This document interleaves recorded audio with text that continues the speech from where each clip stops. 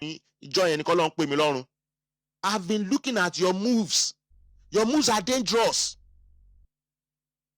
Ibi kan láti bẹ̀rẹ̀ nǹkan tá à ń ṣe lẹ́nu yìí. Ẹ kàn dé, ìwọ kàn dé ibi tẹ́ wà tẹ́lẹ̀ yẹn, bẹ́ẹ̀ ṣe máa ń ṣe tẹ́lẹ̀ yẹn náà ni kẹ́ máa ṣe.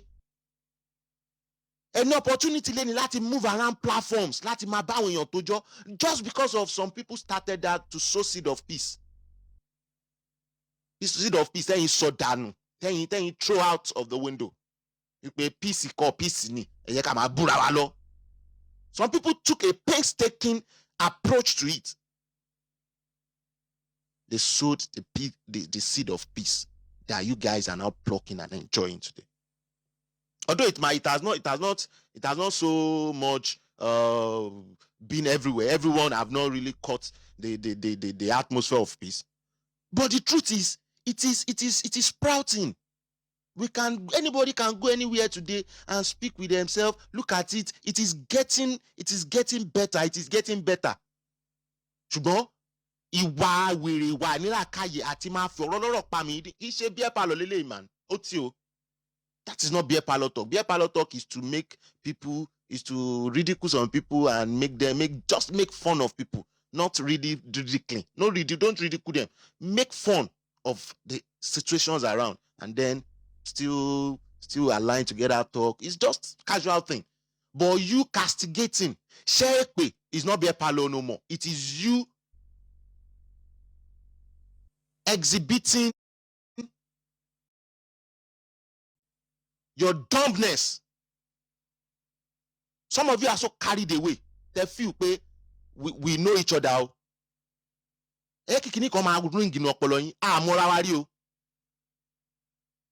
You have been so carried away that you think Prah is your junior brother. Torí pé ó ń lo ẹ fún ẹ. Àbò ń pè ẹ mọ́mí, àbò ń pè ẹ daddy. Bẹ́ẹ̀ ṣe yẹn mo lè wọ ẹ bó ṣe wù mí náà. Kò lọ fà lọ́dọ̀ ti tèmi. Láti wọ ẹ bó ṣe wù mí, kò lọ fà tọ̀. Mo dẹ̀ ń bínú tó bá ń wọ èmi náà, ó fún mi ní chance láti wọnú live ẹ̀ sí ni. One of you, which I won't mention her name, one of you, which I won't mention her name, your moves are bad. Farabalẹ̀, calm down. Just calm down. Calm down. Calm down. Peace ti ń reign. Ẹnu wèrè tó kàn tójọ́ tó kàn fò, máa fò kiri bí ẹyẹ yẹn. Calm down. It's more or less like a warning today. Because I've been seeing your moves. I've been seeing it. Then on the platform if I say this, you would know that you are the one I'm talking to. But I won't give you that leverage.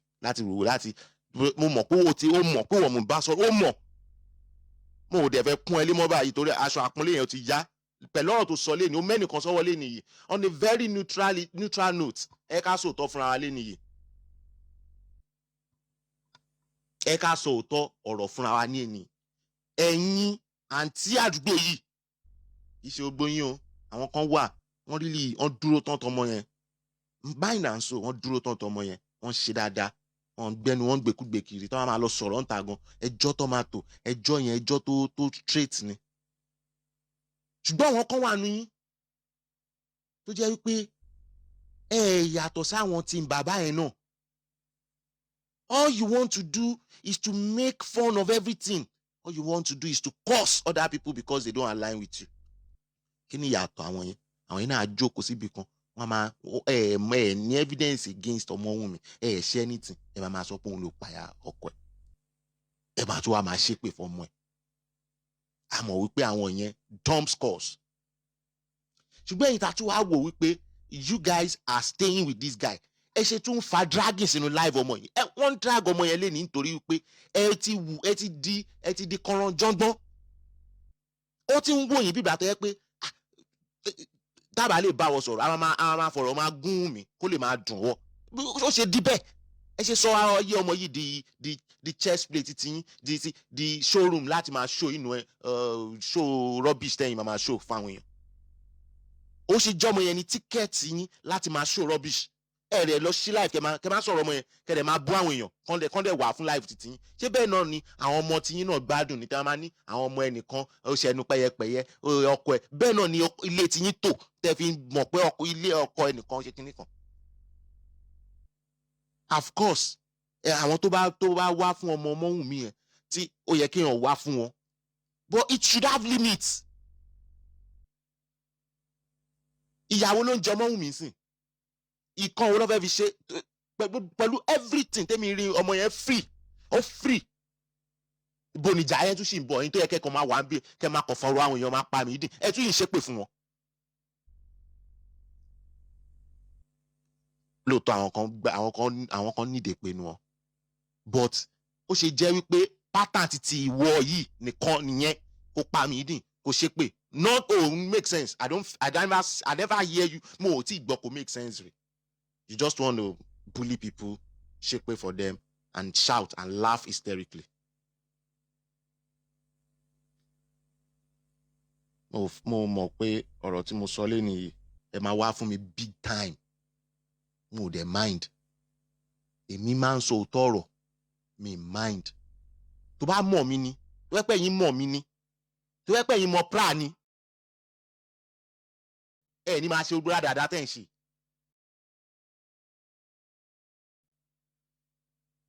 èmi tí mo dúró lórí ẹsẹ̀ mi for 2023 mo ti wà lórí ibi tí mo wà yìí o, mo ti dúró lórí ibi tí mo wà yìí o, tí mo ṣe ń jẹ o. ṣé rídíkù tẹ̀yìn tẹ̀yìn ṣe ń bẹ̀rẹ̀ lẹ́rù pé mo ẹ̀ṣẹ̀ bẹ̀rẹ̀ lé nìyí, mo mú ẹ̀ṣẹ̀ bọ́ lọ́wọ́ àwọn tí ń bàbá ni náà, ibi bẹ́yìn ò mọ̀ kankan, bẹ́yìn kan wà ń bẹ̀ yẹn ẹ̀ ń gbin igi oró kiri, gbogbo ìgbà yẹn igi oró lẹ̀ ń gbin, àwọn là ń gé lọ́dọ̀ àwọn bàbá náà, ẹ̀yin máa ṣépè fún wọn, èmi làwọn máa kọ́ra mọ́ pé ìwọ náà ti mú mi máa bí ṣe ti ẹ ní sùúrù, ẹ kàn gbọ́ ọ̀rọ̀ tá à ń sọ wípé kínní. We just want to make sense. Yes, you kò sọ̀rọ̀ team kankan, ẹ dá lọ́ba team sí, ẹ dá lọ́ba family sí méjì, ẹ̀yin máa pàkan àwọn máa pàkan, kí ni ìyàtọ̀ titi yín àtàwọn náà? These people just love Ọmọ́wùnmí, you know, ṣe jókòó tì, but àwọn tí wọ́n ti wá sọ ẹ̀fẹ̀ yìí lọ́ fi jọ pé àwọn lọ́ fi associate ara wọn pé team Wùnmí, team no sí team kankan bí kan, àwọn yẹn náà wọ́n wà carried away lọ́ fi ní team bàbá, kò sí team kankan bí kankan. tí ẹ bá gbọ́ sùn sí adìyẹ máa fò, ẹ máa gbọ́ tádìyẹ máa fò. tó bá ṣe royalty ọmọ yẹn tó ń pín ogbó nǹkan kò ní kọ́ anybody of you tẹ́ ń pera yín tí mo rí burúkú kiri yẹn, tí mo rí burúkú tẹ́ ń ṣe kiri. ọmọ yẹn kéré kú 26 years old boy kú ẹ̀ ń pera yín tí mo rí orí burúkú òṣì kiri. ẹ̀yin ilé aláìní làákàyè gbogbo, ìyẹn ní tí bàbá ìyẹn ní tí Wùnmí. ṣé tí Wùnmí yẹn lọ ń kọ́lẹ̀ tẹ́ bá lọ sí police station, member of team Wùnmí lẹ́ máa ń kọ sílẹ̀, àbí tẹ́yìn bá lọ member of team bàbá lẹ́ ń kọ sílẹ̀, orúkọ yín kọ́ lẹ́ máa kọ́. ẹ wá sọ íńtánẹ́ẹ̀tì di household of ṣégi àbí household of commotion. íńtánẹ́ẹ̀tì wá household of commotion, níbi tá a jókòó kí anybody ṣe làákàyè, tẹ́ bá máa ṣẹ̀fẹ̀ ká ṣẹ̀fẹ̀, ó wá di àṣẹ bí ọmọ èkéré tó ń chantons each other. àwọn yẹn máa pe ṣó àwọn ilé yìí, àwọn ilé àsọ̀rọ̀ lánàá wọn máa padà wá tó wá bú wọn, àwọn ilé náà tún bú wọn tún padà wá bíbà, àwọn ilé náà tún bú wọn tún padà wá. rubbish everybody ṣe kiri, ó fẹ́ sọ̀rọ̀ everybody kan dà kẹ́wé pé kẹ́ máa ṣe rádaràda kiri, rádaràda lẹ́ ń ṣe. This is not done in anywhere, and I don't know what your plans are. mi more goals tẹ́ fẹ́ achieve ní gbogbo kìíní. But if your goals are to remove Ọmọ́wùnmí from dragging, you are putting more into dragging. I care about that lady more than any one of you. And tí ọmọ yẹn wọ dragging sí ni. Shun all this social media ignorance, social media talk. Máa ṣépè all the time. A máa jí láàárọ̀ èpè la máa jí sí. A máa fẹ́ sùn lálẹ́ èpè la máa sùn sí. What the fuck? àwọn kan tún wá kóra wọn jọ, wọ́n máa sọ̀rọ̀ alákàì, wọ́n máa take angles, wọ́n máa fẹ́ máa feel like àwọn gbọ́dọ̀ stay neutral, wọ́n máa fẹ́ máa fìsíbí so that there will be a conclusion. ṣé dandan ni pé nítorí pé Wùnmí ni ẹnìkan tẹ̀lé dẹ́n tó bá yẹn ń sọ̀rọ̀, tó bá sọ nǹkan kan tó jọ mọ́ pé nǹkan tí Wùnmí ṣe tí ò dá, kó má lè feel comfortable láti sọ fún wọn pé well I think this place ọ̀rọ̀ yìí ń bíbá yìí kò yẹ kó ṣe báyìí bọ́ ẹ ká tún ṣe ìwo bíga. ṣé ẹ̀yin ò sí ní civil society jẹ̀bi lóyìnbó lẹ́ ń gbé? tó bá ń gíun parliament ṣó mì ń pé wọ́n ń bára wọn jà ni, ṣó mì ń pé wọ́n yé tara wọn ni? tí Kẹ́mi Bagno bá ń ju ṣọ́ọ̀bù sí àlàyé yẹn gbà yẹn ṣó mi ń pòye tẹ̀ ni ṣèbí wọ́n ń wá kankan tó ṣèbí kan tún lù ṣe lọ́ ṣe ẹ máa torí pé àwọn yẹn ti sọ̀rọ̀ bó ṣe wù wọ́n ṣe kíní tó yẹ pé bí ẹnìkan ti sọ̀rọ̀ tí ò da there was a day tí actually bíbá mo wá sórí platform mi náà tó sọ ọ̀rọ̀ kan and bóyá sọ̀rọ̀ yẹn tán network mi ò dá mo network ṣe dá mo dey explain pé no kò yẹ kó rí báyìí kò yẹ kó rí báyìí ẹ padà sórí platform yìí lọ ń drag me àti ẹ for more than 3 days now must it be like that must it turn to all these things téèyàn kan bá ti lè sọ̀rọ̀ kí ni ẹ fẹ́ ẹ̀yin ò ní second opinion nǹkan táwọn èèyàn fi ń yí drag ọmọ mi nìyẹn if you don't know ẹ try kẹ wà linear pẹ̀lú everybody ẹ má ṣe pé fún wọn mọ́ ẹ fi wọ́n lẹ̀ Ọlọ́run ti dá ọmọ yẹn láre àfi tó bá yẹ pé life ti yín gangan lẹ́dẹ̀ ń project sáwọn èèyàn yìí tàbá ní àwọn tí ń bàbá náà àwọn náà wọ́n ní ìwà burúkú the same ìwà tí mò ń rí inú ẹ̀ mò ń rí inú ẹ̀yin náà ẹ jẹ́ kọ́kẹ́ dáríjewé náà ẹ jẹ́ kọ́kẹ́ dáríjewé ẹni tó bá ṣe ẹnu ẹ̀ ń gbèkúgbè ẹ gbé ẹni tó bá ti sọ pé ọmọ yẹn ló pọ̀ ẹ gbé ẹ fìyà jẹ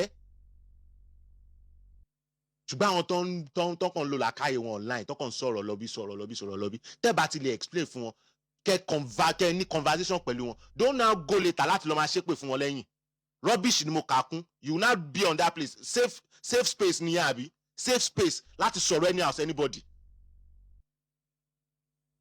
ẹnìkan ṣo mo bájà tí mo fọ ọgùn ọgbà alẹ́ ni mo ẹ ní bínú sí mi o ṣùgbọ́n ẹni tí mo bájà yẹn ṣọ́ra calm down you are making different moves that and I don't care about you I care about Ọmọwùnmí ìwà wèrè tẹ́ ń wú yìí ó ń jẹ́ kí dragging ṣe máa lọ sọ́dọ̀ Ọmọwùnmí kan tó ń bí mi nú nìyẹn because ó yẹ kọ́ ọmọ yẹn ti nísinmi kó ti tójú ráyè ọmọ ẹ̀ ṣùgbọ́n everybody tún ṣì ń ṣe ṣẹnu lé nítorí pé ìwà àtìyín tẹ́ ẹ̀ exhibit tẹ́ ẹ̀ support ẹ̀ nìyà nítorí ìwà burúkú tẹ́ ẹ̀ exhibit nìyà. mo ń bọ́ mi tí dèjọ́.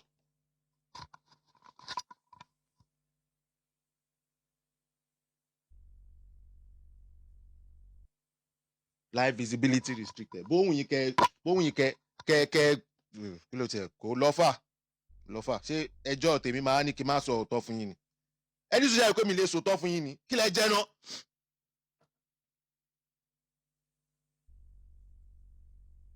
Now let me read comment section. Visitor, any no, you don't tell us how to run our shit. You don't tell other people how to run their shit too. It is the same. What is good for the goose is good for the gander, mami. Don't tell other people how to do their shit too. Nǹkan tí mo jí gbá láàárọ̀ yìí, I was on your platform. Then everybody for one pa mi, everybody turn do live wọn bó ṣe wọn. Tọ́ máa wá sí live, wọ́n wá sọ̀rọ̀ J4M. Everybody ti ń mọ bó ṣe lè máa sọ ọ̀rọ̀ nsìn, everybody ti ń ṣe kíní. Must you still drag everybody all the time? Must you still talk about them? Yín ò ṣe wò ó pé ibi tó da láàrin àwọn people yẹ ká sọ̀rọ̀ ń pẹ̀. Àwọn èèyàn dẹ̀ ti ń bù, àwọn èèyàn dẹ̀ ti ń change o, àwọn èèyàn dẹ̀ ti ń ṣe kíní kan. Ẹ tún yìí sọ fún wọn pé eléyìí àláìkẹ̀ torí pé ó ń ṣe kíní kan. Lẹ́yìn tó ti ń change o, ṣé bóyá ń sọ̀rọ̀ tẹ́lẹ̀ nìyẹn ni? Ṣé ẹ fẹ́ jẹ́kuru ọ̀tẹ̀ kò tán ni? Ṣé ekuru ọ̀tẹ̀ tó ń lọ yìí kò fẹ́ tán?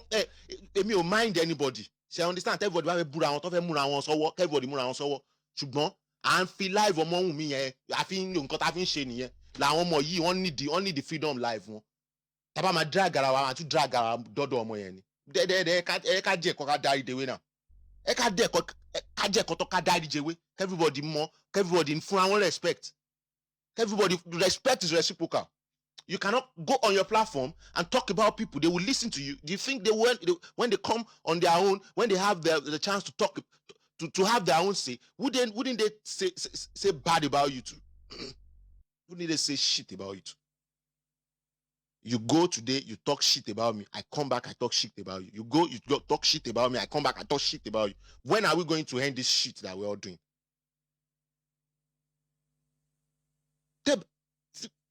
Ọ̀rọ̀ tèmi mo mind o mo mind ẹni tí ò like mi o mo mind ẹni tó like mi o bẹ́ẹ̀ anybody ò bá like mi mo ń lo live mi lọ but pé mi ní sóòótọ́ ọ̀rọ̀ fún yín yẹn ẹ tún tẹ́ dànù I'm talking about you next time tí máa tún máa jáde lórí ọ̀rọ̀ yìí máa dárúkọ ẹ tán because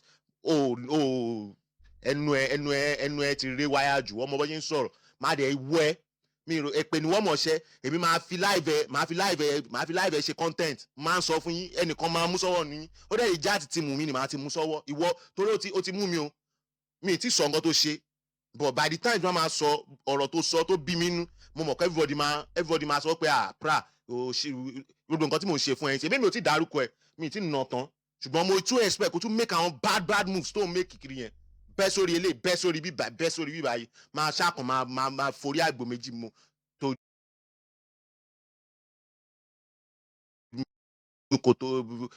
torí àgbò méjì bomi nù kò ní àkànnà kí ló ń jó wa lọ́wọ́ tá a fi jólẹ̀ mà kí ló ń jó wa lọ́wọ́ tá a fi jólẹ̀ ṣé wàhálà òun sún ẹ̀yìn ni ṣé wàhálà òun sún yín ni tó jẹ́ pé kẹ́ jí láàárọ̀ wàhálà lè máa jí sí bẹ́ẹ̀ sùn lọ́sàn wàhálà lè máa sùn sí ẹ̀ẹ́dẹ̀ ẹ̀rọ tọmọ ọmọ mi yẹn ẹ̀rọ títí ẹ̀ náà tí wàhálà bá ń dùn mọ́ yín tí dragging bẹ́ẹ̀ yín máa ń ṣe kiri yẹn bẹ́ẹ̀ yín máa ń fò kiri tẹ́ ẹ̀ ṣe flenge ó ń dùn mọ́ yín a mọ̀ wípé live tẹ like nìyẹn kẹ́ máa ṣe fẹ́fẹ́fẹ́ kẹ́ máa búra yín kiri nǹkan tẹ́ ẹ fẹ́ nìyẹn ṣùgbọ́n ọtórí ọmọ tẹ́ fi ń bú ẹ̀ẹ́dẹ̀ ẹ̀rọ títí ẹ̀ wípé ọmọ yìí ó ti jogun omi ẹ jẹ́ kó gun omi nu live ẹ̀ tọ́dí ẹ̀ ẹ jẹ́ kó gun omi nu live ẹ̀ mo mọ̀ wípé ẹ dúró tì àgbà wípé dúró tì kò lọ́fà ṣùgbọ́n tẹ bá dúró tì tó tún jẹ́ wípé ìwà àti ṣe sí yín ló tún jẹ́ kí ayé máa ní ọmọ yẹn lára no mi ní àní accept yẹn náà. There are so many people today tí wọ́n ń bínú ní pé wọ́n kì í ṣe bínú gan àwọn yẹn náà stupid tí wọ́n ń sọ pé àwọn yìí ń bu ọmọ mi torí ti yín wọ́n sì ṣe ń bu.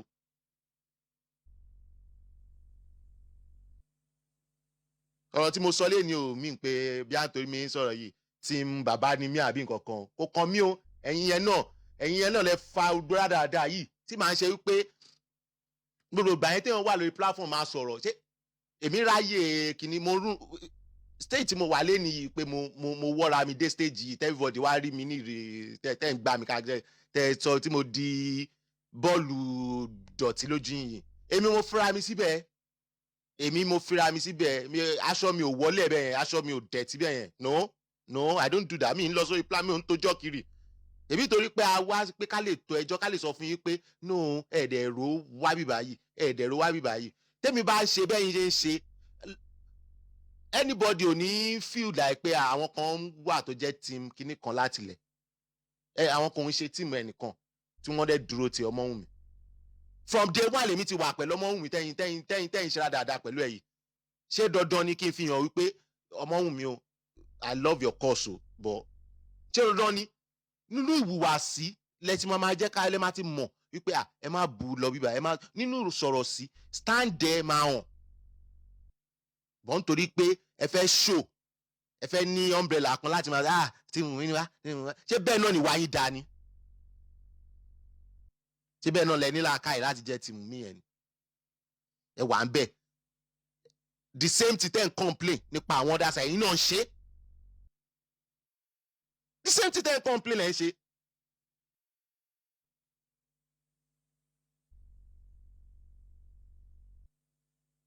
and rage the same thing ten complain lẹ́yìn gangan ṣe.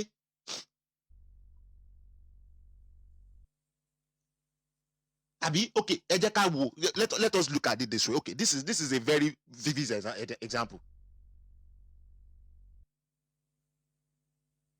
èèyàn wà ó sọ wípé òun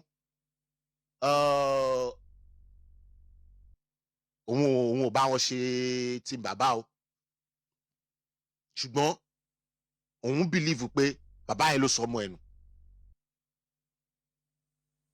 simple as that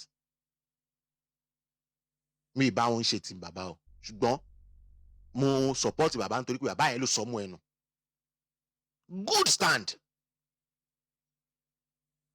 báà la ṣe fẹ́ yọ ẹni yẹn kúrò ní pé bàbá yẹn ló sọ ṣé ó yẹ ká ṣépè fún pé bàbá yẹn ló sọ ọmọ ẹnu ìwọ náà olóyè burúkú ní kinní kan ṣé bàbá ló sọ ọmọ ẹnu ṣé ìyẹn ni right way láti bá ẹnìyẹn dì alẹ́ ìlọpọlọ ànílàkà ẹ̀yìn dọ̀bálẹ̀ adé ń kì á ń sa ilé ẹ̀mọ́ ẹni tó kú à ń sọ díẹ̀díẹ̀ pé no life ẹ̀yin náà jẹ́ the same way ẹ ti wá ó ti wá ìyá yẹn kíní yẹn ti wá gùn yín to the extent pé àwọn tó tún yìí jókòó tí wọ́n fẹ́ máa ṣekúṣẹyẹ ṣèké ṣáájú try àti máa fìsí bí so that rólé apá kan rólé kejì láì máa fìbí kan sílẹ̀ try àti máa balance the equation àwọn yẹn gan ẹ tún ti wá fáwọn yẹn nítorí pé you don't know when to stop. Timumi, I wasn't expecting you to drag anybody from the beer parlor at all because they are every one of them there. Their cause really aligned to you. Beer parlor is a kind of environment where you will see Timumi, Tim Baba enjoying their life. And to feel that seed of hatred, especially you, and you know you. O ti fẹ́ dá sí ìdọ̀bẹ̀ tẹ̀ sílẹ̀ ẹnìkan dá ẹnìkan ò dá ta ló sọ fún ẹ pé ẹni tó rò pé ó dá lé nìyẹn kì í ṣe script la fún pé kó lò kó sọ̀rọ̀ bẹ́ẹ̀ kì í ṣe pa condition orí ẹ̀ kó sọ̀rọ̀ bẹ́ẹ̀ ta ló sọ fún ẹ pé the same stand tóun ní ẹ̀kọ́ ni ẹni tóun búlé nìyẹn máa padà ní lọ́la ta ló sọ fún ẹ pé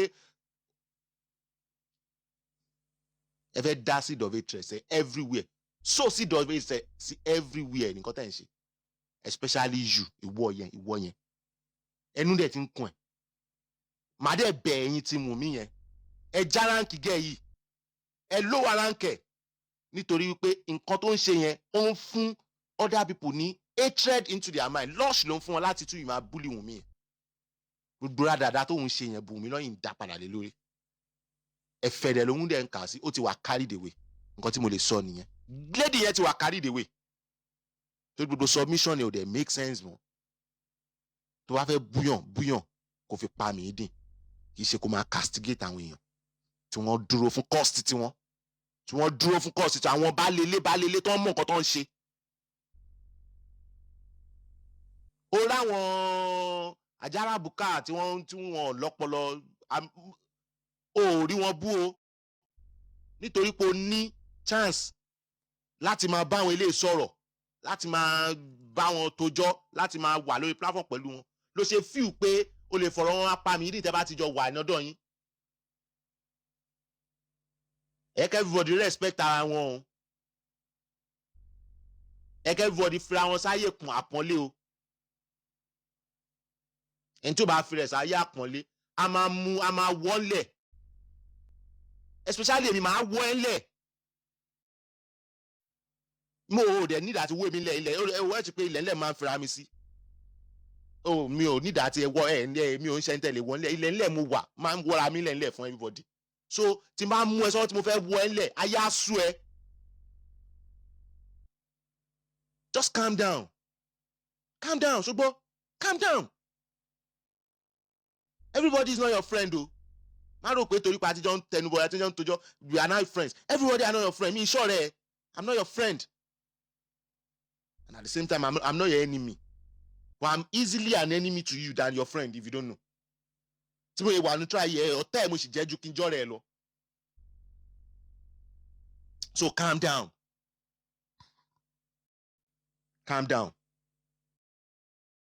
Tó bá mọ̀ nǹkan tó lè máa fẹ́nu ẹ ṣe lọ máa bá wọn tójọ́ àwọn MS bàbá tàbí kẹ́ máa lọ sọ́dọ̀ lọ́yà light.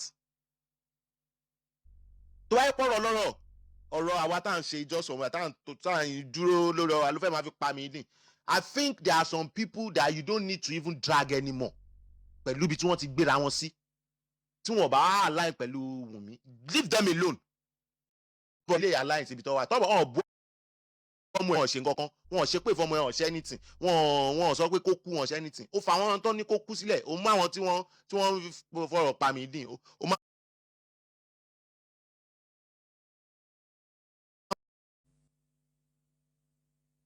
mi ò fi ipò wa òkè mi ò kò jọ́pò wa òkè ó ti ń wà carried away àlàyé ó ti ń wà carried away ó ń jọ ẹ pé everybody ń bẹ ṣeré everybody like ẹjọ́ àwọn àtòjọ tó fi pé o bẹ́ẹ̀ náà ni àwọn èèyàn kan ó ti wà carried away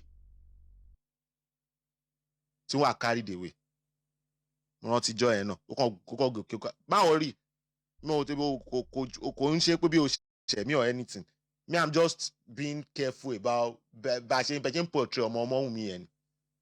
Àwọn èèyàn yìí ń búlé nítorí pé most of you ẹ̀yin ṣe yọ ẹ̀ẹ́dẹ̀ nídẹ̀ mọ́ Ọlọ́run ti dá ọmọ yẹn láre ẹ fi ẹjọ́ gun omi náà káwọn ilé náà lè gbàgbé live kọ́kọ́ káwọn náà torí pé wọ́n máa gbọ́n pé ẹ̀ ń bọ́ àwọn lójoojúmọ́ ẹ̀ ń bọ́ àwọn lójoojúmọ́ à ń bọ́ sórí pé àwọn náà tún máa drag ọmọ Wùnmí lọ́wọ́ ní drag ẹ̀yin aláìníláàkáyè mọ́ tó ń bá kẹ́ lára lọ kú dànù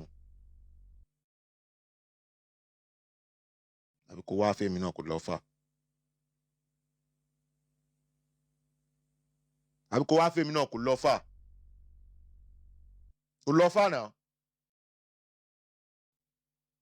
ẹjọ́ wèrè yìí náà làwọn máa tò all the time ni ẹ̀ẹ́dẹ̀ kọ́ ọmọ yẹn lo live ẹ̀ẹ́dẹ̀ kó lo live tẹ́jọ́ bá ń dùn mọ́ yín tí wò tó ń dùn mọ́ yín all the time ẹ̀ẹ́dẹ̀ lọ ṣe nǹkan míì you must still use these girls for woto all the time ẹ máa ṣe doings yín náà àwọn tó yẹ pé orí íńtánẹ́ẹ̀tì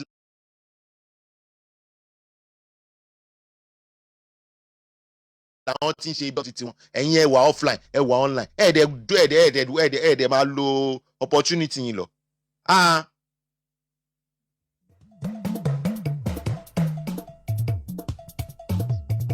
Dublin lọ yàrá bí ọkúnlẹ́kúnlẹ́ a máa ti gbẹ́rẹ́ látẹ̀kọ́ láti Nàìjíríà ṣàṣẹ kúnlẹ̀ o aláǹbọ̀ nínú island alábù ẹsẹ̀ erin lọ́mọ àti dẹ́sí. mélòó ló wà lórí ẹ tó fi ń support Wùnmí tó ń support yẹn ṣé kí n ṣiṣẹ́ táwọn kan ń ṣe àwọn tó ní làákàyè láàrin wọn ni wọ́n kàn wá ń tẹ́ bàtì ló wá ń ṣe lòwọ́ náà ń felicitate láàrin wọn nítorí bí pẹjọ́ ń ṣe tó bá yẹ pé nǹkan tó ń ṣe nìyẹn I will still be happy but àìnílàákàyè ẹ̀yẹn ó ti ń da iṣẹ́ wọn rú mo ò dẹ̀ mọ̀ páwọn mi mọ̀ bí ẹ̀yin gangan fúnra yín mọ̀ o ẹ̀yin tó kù mi mọ̀ bí ẹ mọ̀ o mi mọ̀ bí ẹ̀ ń rí traces yìí àwòsùn bí ẹni tí ò mọ̀ bí ọ̀rọ̀ ń rè ó mọ̀ bẹ̀ aláti ṣe yín ni kó má ti ṣe àárẹ̀ ń sọ̀rọ̀ yìí bẹ́ẹ̀ náà mo wà lórí platform Super Vibes ní ṣèjẹta akọni the same thing tí mo sọ tí mo explain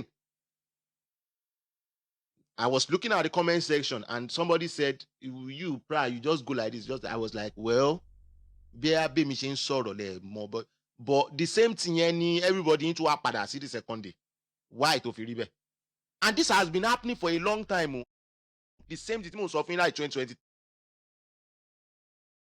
òun lẹ padà ń ṣe ń sìn yìí o you people know me o bọ́ ẹ̀ ní gbọ́ngbà tá a máa ń sọ fún yín yẹn nígbà yẹn náà and the same thing yẹn náà mo ń sọ ń sìn yìí bóun yín kẹ gbọ́ bóun yín kẹ má tún gbọ́ á ṣẹlẹ̀ màá dẹ̀ sọ fún yín pé mo sọ fún yín I told you so wípé moves àwọn kọ̀ọ̀kan nu yín òun ló ń jẹ́ kí iṣẹ́ yín máa ṣe kínní when.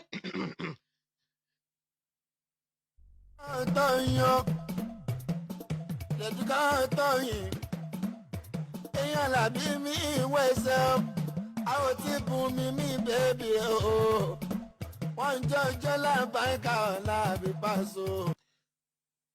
nǹkan tẹ́ àwọn kan ń ṣe nu yín ló ń fà á tó fi ń dàbí nǹkan tẹ́ máa ṣe in the next like 2 weeks nísìnyìí bẹ́ẹ̀ pẹ̀lú wà tẹ́ ń wúlé nìyí èmi lè predict it which I have been doing anyways.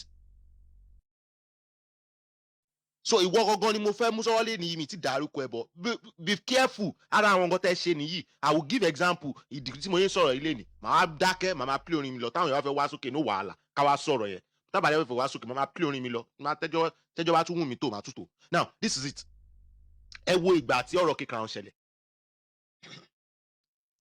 nǹkan tí K-Crown ṣe mi ò fi pé ó bá anybody mi rò pé ó yẹ kí anybody já fún kinní yẹn ó sọ̀rọ̀ fún mi mo sọ síta ó yẹ kẹ́ ìwọ ẹ máa wẹ́n tá a sọ̀rọ̀ fún even mo yẹ kí mo sọ fún ẹ yẹ kó tiẹ̀ sọ síta ibi tó yẹ kọ́rọ̀ yẹn parí sí nìyẹn but mo rántí ijọ́ tí ṣódà might lọ sọ́dọ̀ Bọ́dà Láti mo rántí àwọn èèyàn tó ń pè wọlé ńjọ́ yẹn pé wọ́n fẹ́ fìyà jẹ K-Crown wọ́n fẹ́ fìyà jẹ K-Crown nítorí pé ó wá sórí platform yín ṣó yẹ kó rí bẹ́ẹ̀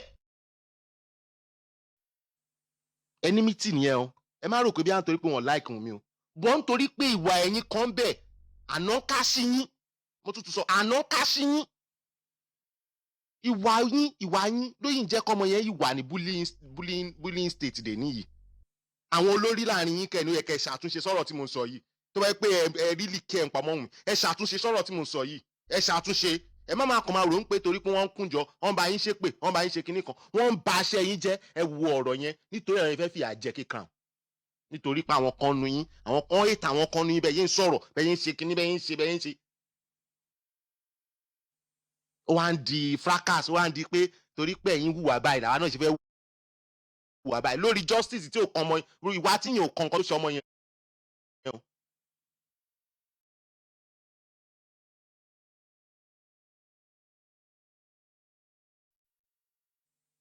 Number 2, Sodomite wọ́n arrest lẹ́ni yìí àtọ̀rọ̀ VDM ẹ rí wípé nítorí pé nígbà tí wọ́n arrest ọmọ yẹn àwọn èèyàn bẹ̀rẹ̀ sí jubilate, ẹ bẹ̀rẹ̀ sí tójọ́, ẹ bẹ̀rẹ̀ sí ṣe bí ìgbà tó yẹ pé ìṣe ni just ọmọ àti tán ẹni tó pa mọ̀ lọ́n ti mú yẹn. ṣe ẹ rí reverse game táwọn náà gbà padà. ibo ni gbogbo yìí kí ni bounce padà sí ṣé gbọ́dọ̀ ọmọ ohun mi ni. ẹ jọ ń tọrọ lọ́hùn o ẹgbẹ́ ní ti tẹ́ mi bá ń ṣe I'm doing it consciously. Love you ẹ̀yin tó kù tẹ́ fẹ́ máa fọ̀rọ̀ ọmọ yẹn máa gbádùn tẹ́ máa fi máa pa mí dín nítorí pé ẹ̀ ń support ẹ̀ kẹ́ lè máa fi lọ máa bú àwọn ẹlòmíì. ẹ̀yin nìyẹn Ọlọ́run nìyẹn, àgàgà ìwọ nìyẹn Ọlọ́run nìyẹn, torí ìwọ yẹn ọgbọ́n ló gbé sórí jù, ìwọ ni moves ẹ̀ bad jù, ìwọ ọgbọ́n ni moves ẹ̀. ìwọ náà mú mi sọ́wọ́ o, mo ti mú ẹ sọ́wọ́ lé nìyí, o ò tí ṣẹ̀ mi bọ̀ mo ti mú ẹ sọ́wọ́ lé nìyí. I want to see you change. I want to see you change. Mo díẹ̀ wà láàrin àwọn gbòótàrígì wọn, but I want to see you change. Oh, change máa mọ ẹ̀rọ ẹsẹ̀ ẹnu tán ni. Ìlú kan lájọ wà kó lọ́fà. Ẹ ṣe ní kànú báyìí ná. À ń bú tí bàbá. Tí yín kẹ́ wà lára tí yín náà. Ẹ bá ṣe nǹkan, ẹ máa fi máa gaslight, ẹ máa fi máa bú everybody. Ẹ dẹ̀ expect pé káwọn yẹn máa play another game tó play pẹ̀lú VDM yẹn ṣe rò pé torí pé bọ̀bọ̀ yẹn ní ó ní evidence kọ̀ọ̀kan lọ́wọ́ ni ṣebí nítorí pé wọ́n gbé Sodomite lòun náà fẹ́ show ara ti wọn padà. tí bá ń ṣe bẹ́ẹ̀ VDM ṣe máa ní ó yá kó máa arrest me ṣe ẹ ní mission pé fẹ́ arrest tẹ̀tẹ̀lẹ̀ rí ṣebí torí pé ti arrest Sodomite ni. ẹ jọ ń tọ́ lọ́hùn. Let's be realistic here o. mi ò ń ṣe àgbà burúkú o. ẹ lè pè mí lágbàyà. ẹ lè pè mí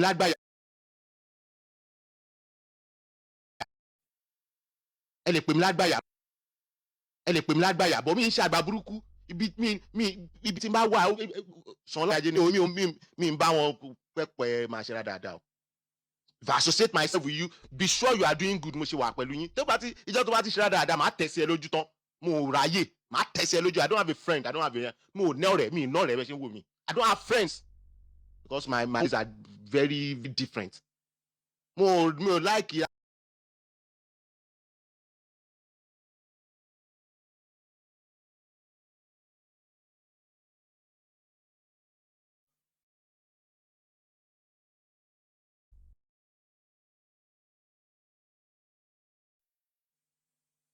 Ẹ ẹ̀ ṣe kúṣẹ́ yẹ ṣùgbọ́n o ti ń wà carry the way o ti ń wà carry the way o ti ń wà carry the way ọ́ dàbí pé bí àwọn ìṣẹ̀fẹ̀ ọ̀rọ̀ tí mò ń sọ yìí tí wọ́n ti ń bá aṣẹ́ tó kù jẹ́ àgbàgbà àárín wọn sẹ̀ ẹ̀ẹ́dẹ̀ láì kẹ́ẹ̀tẹ̀ pé gẹ́ ìṣàkíyèsí.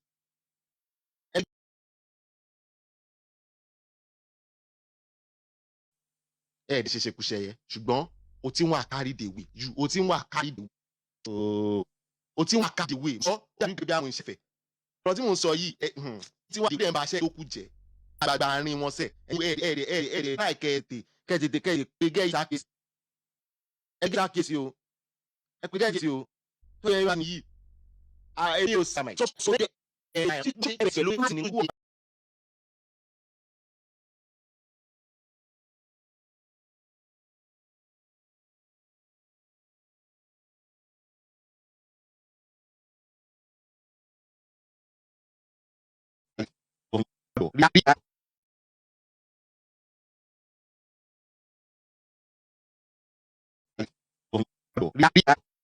ẹ̀yin lè wà dáadáa tẹ́ ń wù fún mi.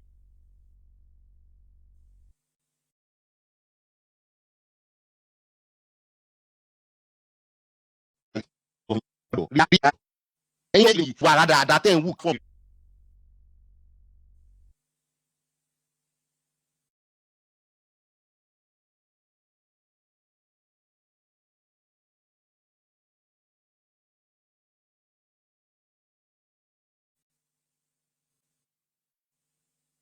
yes now gbọmọ ìbá ọgbà dáadáa yìí nílẹ̀.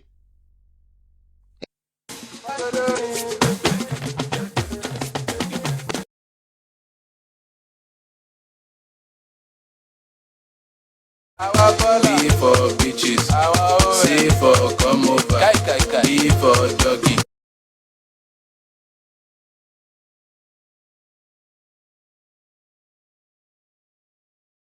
And I'm sorry if I've come Prah. this way this morning. Prah. I'm just someone, Charlie, Carol. About I'm not someone who just want to come to order. Bẹ́ẹ̀ náà ṣe ń pe everybody sí order. Charlie Alaye mo wà pẹ̀lú. kọ nítorí kò yé mi látẹkọ tí mo ti wá bí kò yé mi kí ló wà fún. Jẹ̀bú. ṣé ká sọ lẹ́yìn àbí àìsọ a lè sọ lọ́fà mo ti parí wọ́n rí bẹ́ẹ̀ mo ti kúrò bẹ́ẹ̀ bẹ́ẹ̀ àpilẹ̀ òní lọ́n tèmi lọ́wọ́ àkànjẹ náà ṣẹ́rí kí ló wà fún. àti dé stage yìí Ìjẹ̀bú ó tiẹ̀ da tó jẹ́ yìí ó da tó jẹ́ yìí ẹ̀ wá Ìjẹ̀bú dà ó ṣe dé tèmi àti ń fa wàhálà kan lọ́dọ̀ yanu tèmi àti ń fa ọ̀rọ̀ yẹn lórí ọjọ́ ìfọ̀ ẹ̀mí náà ọdún ọ̀rọ̀ bàbá àṣàkẹ́ náà sọ̀bọ̀ alíkèdè fún ẹ̀ tó fi di wàhálà àjọ ẹ̀ láàrin wa nìyẹn. Ìjẹ̀bú àti ìlàjọ ń sọ̀rọ̀ lé nìyí does it mean pé nǹkan tí mo believe ẹ̀yin náà believe ẹ̀ tán ni ṣé nǹkan tí mo believe lẹ̀ believe ṣé mindset kan náà lẹ́yìn àti ìjọ nínú. ìwọ ọ̀tọ̀ọ̀tọ̀ lọ́rọ̀. àṣeyìjọ ń gbádùn jókòó máa ṣe gbẹ. The same thing tá à ń complain pa àwọn tí ń bàbá yẹn wípé ẹ jẹ́ kógun mí ní yóò jọ wípé àbá anybody jà òṣèlú dàpọ̀ wà là ń bára wa jà torí àwọn tọ́rọ̀ ṣẹlẹ̀ sí wọ́n ti mú pọ́n tó wà ní kọ́sù wọ́n ti ṣe bí wọn. wọ́n á yí fara wa tí n máa láì lórúkọ mi màá yí dé lọ́la yí wá Ìjẹ̀bú ní orí kìíní kan màá yí lọ sórí nìkan màá yí lẹ́nìkan ò màá yí máa sọ̀rọ̀ wọn rádà màá yí máa ṣépè fún wọn. àṣìkò left back yóò yẹ kí everybody understand it. Personal differences yẹ kó sí mọ́. máa kọ́ jí làárọ̀ wá lọ sí wa lọ gbọ́rọ̀ ìpàgbọ́n máa ṣépè fún àwọn èèyàn tó ń ṣépè fún ara yẹn àwọn tó jọ ń ṣépè fún yín which I know both of you tó bá bẹ̀rẹ̀ fún un. ṣùgbọ́n táwọn kan ti kóra wọn jáde láàrin wọn wípé no trial làwọn wà o táwọn ò bá dẹ̀ fi síbí táwọn ò fi síbí àwọn ò lè sọ̀rọ̀ wípé ẹni báyìí ṣe ẹni báyìí náà ò ṣe kọ́ ìgbádùn ti tàwọn. We have a problem with such people. Táwọn yẹn bá ní problem pẹ̀lú yín tán ọ̀n ni wàá bá yín sọ̀rọ̀ Wùmí lọ́ máa bú fẹ́ kọ́mọ yẹn kúrò ní dragging for life torí inú dídí. For example kò yẹ kí n dárúkọ ẹ̀ ní olùlé ni. mo wo psychology ọmọ yẹn gan. Mo realize pé kì í ṣe pọ̀ mọ́ yìí ní anything against Wùmí. Àwọn èyí tó ń follow Wùmí ló ní things against kò dẹ̀ ní bá wọn ó dẹ̀ ó ju ògúlùtù sí Wùmí ni. And many of them like that. Nítorí ìwà yín ló ṣe ń wùwà kíwà. Nítorí pé máa dé lójoojúmọ́ ẹ máa bú wọn ló ṣe ń wùwà kíwà. Ṣé a máa cross back kú síbẹ̀ ni? I will tell you the truth. A mọ̀ pé àwọn ìwà burúkú kọ́ wọn. Ṣùgbọ́n kí ni ìdí tẹ́yìn tún sì fẹ́ ń wùwà burúkú? Ṣé Wùmí yẹn sì ní ẹjọ́ tó fẹ́ jẹ́ lójú ti bẹ́ẹ̀ yẹn? Lẹ́yìn kẹ́ máa gbádùn. Ṣùgbọ́n nítorí pé ìwà yẹn sì wà lẹ́yìn fẹ́ mú ọ sọ́wọ́. Ó dẹ̀ kẹ́ kọ́ ọdún ní nǹkan tó ṣẹlẹ̀ pẹ̀lú ọ̀rọ̀ VDM yẹn. Ẹ bá kọ ọgbọ́n bẹ́ẹ̀ a jẹ́ wípé àdónù Ọlọ́run á yọ ẹ ohun mi Ọlọ́run á yọ ẹ nǹkan tó wà lẹ́nu ìyàlá yìí.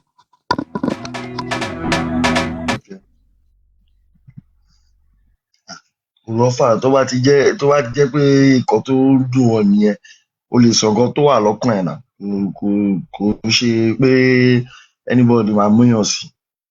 Èmi náà máa rí wọn kíní ẹ pé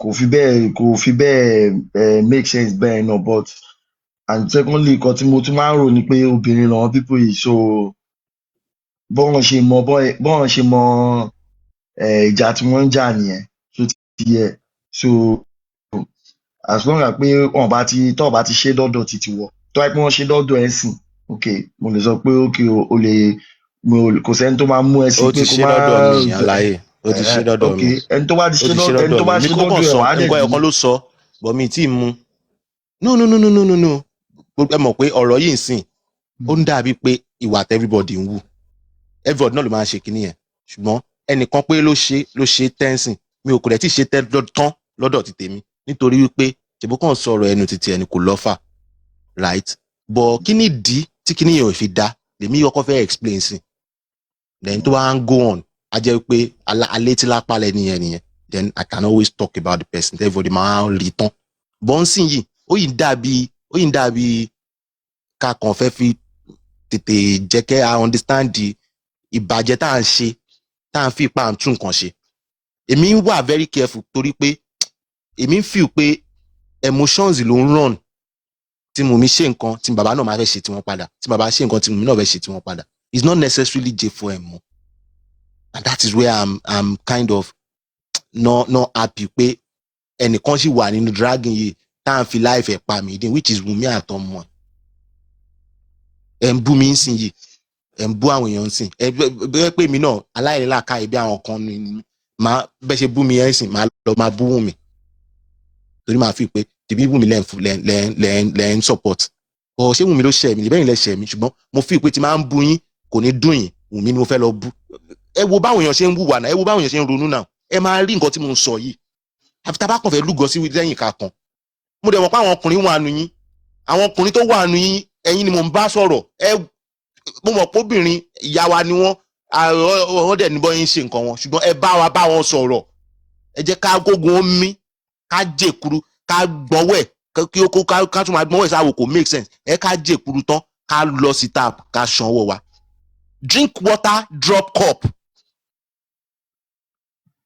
drink water drop cup lọ fà láàárọ̀ yìí sìn mo ti gbọ́ tán ti analyze everybody lórí beer parlour ẹ ti sọ pé eléyìí èèyàn gidi eléyìí èèyàn burúkú ṣé fẹ́ dájàlẹ̀ láàrin beer parlour ni nǹkan tó ń dùn mí fún yín nìyẹn àwọn yàrá máa wò pé eléyìí torí pé wọ́n máa ń sọ̀rọ̀ bí eléyìí lọ́ ṣe ń sọ pé wọ́n èèyàn gidi o although I know those ones are more mature than all of that they won't think like that but ìwà tẹ́ẹ̀wù yẹn nǹkan tó lè fẹ́ start nìyẹn Prah àwọn òwò yẹ bọ̀ nǹkan tó lè fẹ́ start nìyẹn aláyé kọ́ máa sọ pé ìwọ presidency kíní kan ìyẹn Ìjẹ̀bú kíní kan ìwọ engineer kíní kan no don't do that àwọn eléyìí wọ́n jókòó wọ́n fẹ́ mo fẹ́ kó ọjà gbọ́ nǹkan mo fẹ́ kó yẹ ní J4M ni pé tó bá study J4M ní dáadáa tó bá tí analysis ẹ tó bá ti ń lọ sí ibi tí wọn ò fẹ́ òun ṣèyàn gidi but at the same time àwọn tó sọ pé òun ṣèyàn gidi yẹn wọ́n tún sọ̀rọ̀ tó jẹ́ pé ó favour wọn èèyàn gidi wá tún ní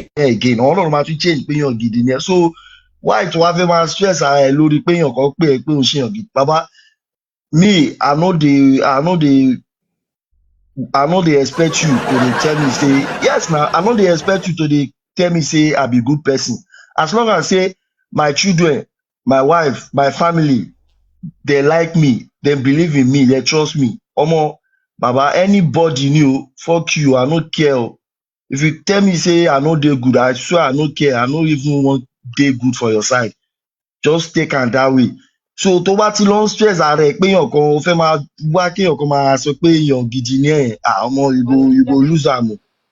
go lose am o I no lie to you go lose am ajé just call me wetin you want na online everybody wa call me wetin you want I no care I no even wan favour you I no even wan make you like me because no be you dey give me food no be you dey you no dey do any I no dey gain anything from you so wetin your like your love wan do me for online pé ohun nìyẹn ó lè sọ̀rọ̀ dáadáa ó lè give good submission àwọn tó sọ̀rọ̀ dáadáa lọ́jọ́ kìíní àná ibo lọ́wọ́ à ń sìn so baba you no need to dey put emo for all these things leave them make them if they wan talk say this one no sabi talk this one sabi talk this one good this one no good ìyẹn ò ní ká bára wa jà ṣé nǹkan tọ́wọ̀n yẹn fẹ́ sọ ni wọ́n máa sọ pé òun fẹ́ bára ẹ̀ jà fún mi as long as say your own you know say you for your mind you know say you dey okay fuck anybody tó wá sọ pé you no dey okay na him born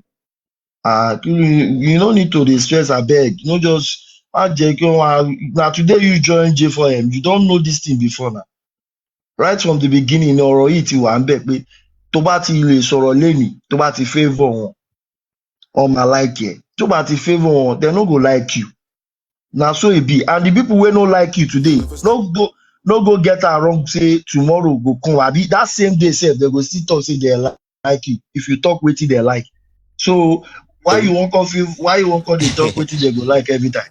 ajé òótọ́ lẹ̀ sọ ìjẹ́búbọ You no ó tún kàn ń need dùn èmi ni pé àwọn kan ti ń wà carried away wọ́n ti wà carried away na right from the beginning ló ti normal wà thing bẹ́ẹ̀ na. anybody ò rí tira wọn rò mọ́ ó ti wá ń di normal thing tí mo lè ṣe ni now.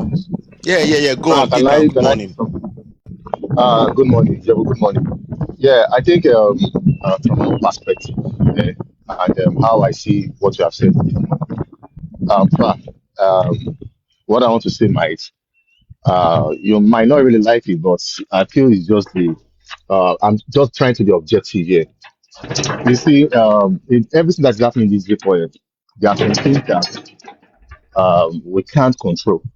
No matter how we try, we can't control it because the foundation at which everything started is, is worrying. So we can't control it. And no matter how you try hard to control it, it will make you, say things that you're not supposed to say. And, you need to understand that everybody has boundaries. You understand? Everybody has boundaries. And whatever thing that you feel that woman is being subjected to, I don't think it's a function of those that are supporting her. I don't think so. Same thing with Baba Mohbad. I don't think it's a function of those that are supporting. What I mean by I don't think it's a function of them. These people you are talking about, they already have some form of controversies on them. So, and those controversies are the things that is bringing in all of these support, defense, protection. People want to protect Baba Mohbad by all means, as well as people want to protect me by all means.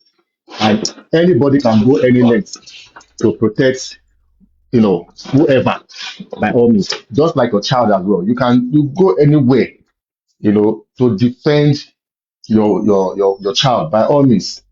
You understand? So I think you should, number one, you should just learn by when people, are doing certain things. You might want to, you might have the right to stop something, but you might not even be the person to have, to stop that thing. So you understand? And also goes that you might be the person to stop that, but you might not have the right to stop it. So I just feel that you should just, calm down and, there are things that it just have to be. It is what it is. It has happened. That is how it is. There's no how you want to talk. You want to try to. People will always want to protect their loved ones. People always want to protect who they support, and you just have to respect that. Whatever way they feel that they want to protect me, or they want to protect Baba Mohbad, whichever way. And like I said, this thing has always been. It has been from the inception. So how do you want to wake up now and say you want to stop or you want to say this and want to say that? And another thing is that sometimes our mannerism also matters a lot. You might have good intention to say, okay, you want this thing to stop, you should not.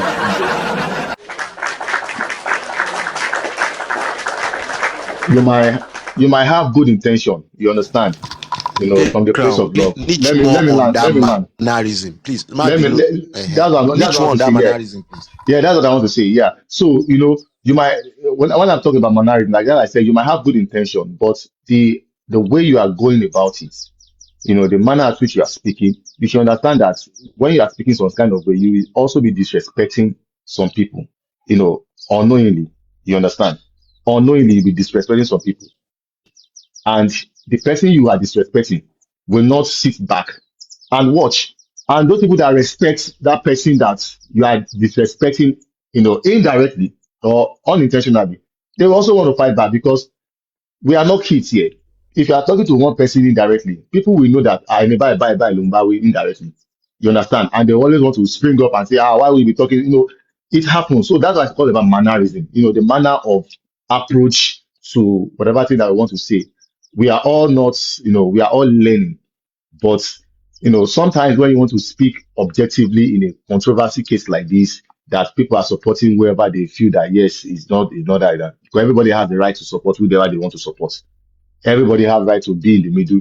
Everybody has right to, but in your being in the middle or you're wanting the best, you know, learn not to try to throw shade or sub, because by the time you are saying all of those things, people are listening and they can easily misconstrue your words. It happens to many of us. They will misconstrue your word and and you won't blame them. You don't understand. You can't blame them because that is how they understand what you are saying. You understand what I mean. So that's what I mean by mannerism. The way you bring it down, the way you bring your words down, the way the choice of words, how you, even if you want to target, even if you want to say Tim Wumi should not, do do that, there are still ways you can, talk about it in that they will not feel offended. It's just like you want to correct somebody and at the same time you are making that person feel offended, the way you are talking and all of those things. So everything has to do with respect. Respect people's choices, respect how they feel about things. You don't have to get yourself involved if you know you cannot contain it and you don't like it. You don't have to get yourself involved. And if you have to even get yourself involved, you need to do it, with wisdom.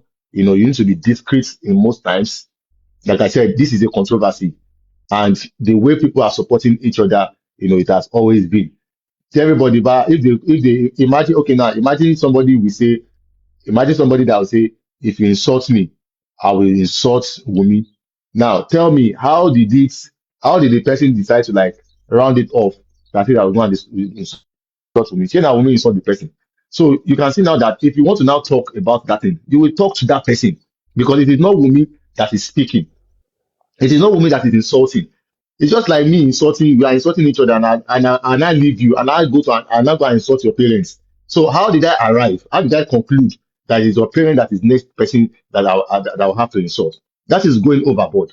So anybody that wants to talk to me or that wants to correct me or caution me on that, they will caution me, not that they will caution me so that if anything boo, not go face.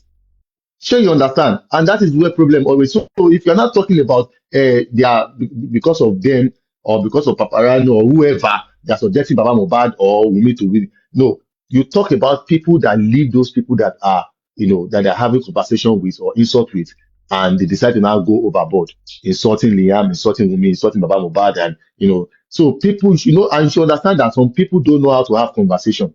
They must insult, and you can't blame anybody for that. You can't blame anybody for that. You can't if we are both having conversation and I insult your parents, you can't blame nobody can blame you for that. Sure, you understand? Nobody can blame you for insulting my parents, for me insulting your parents. I'm the one that does not have that respect. I don't have that manner that I should be able to like, okay, face you before, that I will have to give you an. So all of these things is about some people should understand that some people are not, some people they're not good for final session. Some people now comment session they're supposed to do. So you understand? Because they don't know how to talk. And this is the mannerism I'm still talking about. I don't know if you understand what I'm saying. So please, Prah, there are some things that you just have to let it be. Yeah, K-Crown, thank you very much. Thank you very much, K-Crown. Just let me just recap. Let me just recap within 2 minutes. How I started this today was because I had some analysis on Team Platform. I had this particular lady trying to compare and contrast, and that is where I have a problem with that. Because that just it was filled up today. She has been doing this for a long time, which I felt like one day I would say this thing is not good though. This is why. And you see why I'm doing this today is because you might think you like Wunmi or you support her or anything. I support her more than you. Why I say that? Because èmi fẹ́ kí ayé ẹ̀ dùn, kọ́mọ ẹ̀ bójútó ọmọ ẹ̀, kọ́n gba gbogbo case online kó lè lọ, kọ́mọ ẹ̀ lè rí good care. because I feel like gbogbo online thing yìí kò tí jẹ́ kọ́mọ ẹ ráyè àti tọ́jú ọmọ ẹ̀. Àwa lè máa jẹ èkúrò ọ̀tẹ̀ kó tán láwo. Kẹ́yìn feel pé torí pé ẹ ti ń get excited all the time. Tún máa gbọ́n wẹ̀ sínú àwo yẹn. And this is where I'm going. Ó ti ń di tit for tat inú J4M ń sìn. Prah, sorry to cut you short. Torí pé ó ṣẹ̀ mí. Ibi tọ́rọ̀ mi wà nìyẹn o. Gbogbo ọ̀rọ̀ tí mo sọ látàrí tó wà nìyẹn. Prah, we are still saying the same thing now. Torí pé ó ṣẹ̀ mí, torí pé wọ́n bú mi, mo fẹ́ lọ bú mi. Prah, why can't you now that okay now this you are still doing you are still going against what you are standing for, but you don't know. So why can't you just address the person than carrying everybody? Do you know why? Do you know why I can't address the person now? You have to. That's what we are saying. Hold on. Let me explain to you, K-Crown. Sorry, this is sorry. Me o jáde fẹ́ nìyẹn rí. This is the first time. Tí máa dárúkọ ẹ̀ sìn, ó máa dàbí ìgbà tẹ́ pé mo win chanten. Òun ni kọ́kọ́ ló ń ṣe kinní yẹn. Òun títí ẹ̀ kàn ti kún ni. Now, ọ̀rọ̀ tí mo sọ ń sìn, ẹnì kankan ò mẹ́ni tí mo ń bá sọ̀rọ̀. Gbogbo àwọn tó ń ṣe kinní yẹn, wọ́n lè tọwọ́ ọmọ àwọn baṣọ wípé òótọ́ ni o, à ń put Wùmí into more dragging ni. But tí n bá sọ pé ẹnìkan báyìí ń sìn yìí, àwọn tó kù yẹn, wọ́n máa mọ̀ pé ẹnìkan tí mo bá sọ ìyẹn ló máa feel like pé mo ń win chant òun ni òun náà fẹ́ wá fún mi. No. Ó lè mọ̀ sí pé òun bá sọ̀rọ̀, òun fúnra ẹ̀ lè mọ̀. But fúnra rẹ̀ yẹ kó mọ̀ wípé tí Prah ò dárúkọ mi yìí, ṣé ìwà yìí ni jẹ́ kí n tone it down. Tí ó bá wá tone it down tó yìí ṣe lọ, I will come for you. Màá jáde tán wípé sórí aṣọ kékeré ayányányán ò change náà. Bí life bẹ́ẹ̀ mi ṣe máa ṣe tèmi nìyẹn. Prah, in communication, there is always channel of communication. So you understand? And there is always medium of communication. If you are talking like this, I'm so sorry to say, Prah, it's as if you don't even know what you are doing. Because you are saying that you don't want to mention the person's name, and you are still saying that the person's cup has full. You know the person, address the person, and don't carry the entire thing. No, I'm serious. Hold on. Bro, K-Crown, no, hold on. K-Crown, Agbanimi. I really don't like this for you. No. Hold on, K-Crown. Ọbẹ̀ òkè mì nínú kun àgbàlagbà. No. I have my reasons for using innuendos. K-Crown, I understand. You said You feel like nǹkan tí mo sọ yẹn.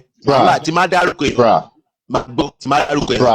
Nǹkan tí ní sùúrù, nǹkan tẹ́ fẹ́ nìyẹn. Nǹkan tẹ́ everybody fẹ́ nìyẹn. No be say kó tún dìbò sí pé kọ́ máa búra wọn. I don't want that. Nǹkan tẹ́mi náà wá kọ́. No.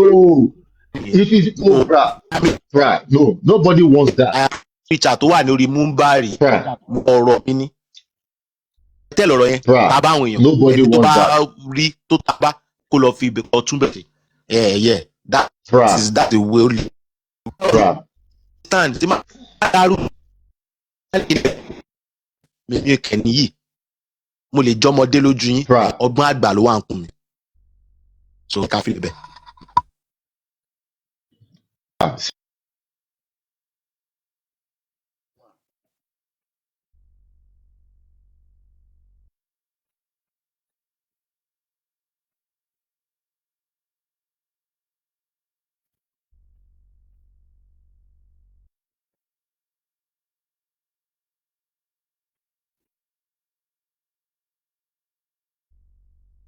And they follow talk. I know they carry people for a team join because I know that there are some people in that team that is listening to that is under him that I say respect. You understand? That I say respect, and I will not want to. I'm still saying the same thing here. There are people that I respect in that team. What you want to tell me that in the whole of team with me that I don't know people that you actually respect, but there are people there that you respect them. Many. Torí àwọn tí mo respect no one ní mo ti lè jáde yákàyàkà máa dárúkọ. I would offend some of them tí máa dárúkọ I will offend. Bro, there are some of them that are good people àwọn ìyá eré. That is why I would máa lè sọ̀rọ̀ yẹn máa pa níbẹ̀ máa lọ kò ní jẹ́ pé máa sọ sàn tí n bá sọ sàn máa ṣe àwọn èèyàn tó pọ̀. Do you get? Prah, if truly you respect people, in that chain. And the reason why you don't want to mention that person name because of those people and because of what it costs. Why don't you talk to those people to talk to that person before you come out like this? No. I don't know. The same thing, no. Showing got mo share. Okay. Who am I You talking to? can't- Who am you I? can't- Who am I you can't- actually addressing? For me, Who am I if you ask addressing me, today? if you ask me I'm who are asking you you. addressing? Now, in as much as I Yes. don't know the particular Just person, one person. Come on, address hold now. on. I don't know. But then, like I said, I don't know your mind. I don't know who you are talking to, but I just feel that you are talking to the entire thing. And if the entire thing comes for No, you, I'm not. that's the problem. I'm not. You are I'm not. not. All right. Hey, it All right. doesn't Then. matter. All right. It Then. doesn't matter. Oh, kick crown. No, Sorry, Taban Beru. it is not. No, Kick be crown, let matter me of speak now. Beru. Let me explain to you now. Let me explain to you now. Kick crown, you can explain around me If fine. I have to talk now, you are You can being explain. one-sided now. Kekram, Oh you no. are being one-sided now. No. Ijebu? Kekram, Okay, no. how? Kò lọ bẹ́ẹ̀, no. Okay, how? No, Okay, kò how lọ am I bẹ́ẹ̀. being? I want You to don't know. want to I want to mention the know name. actually. Just let him be. Let him be. You don't want to mention the name. Let him be now.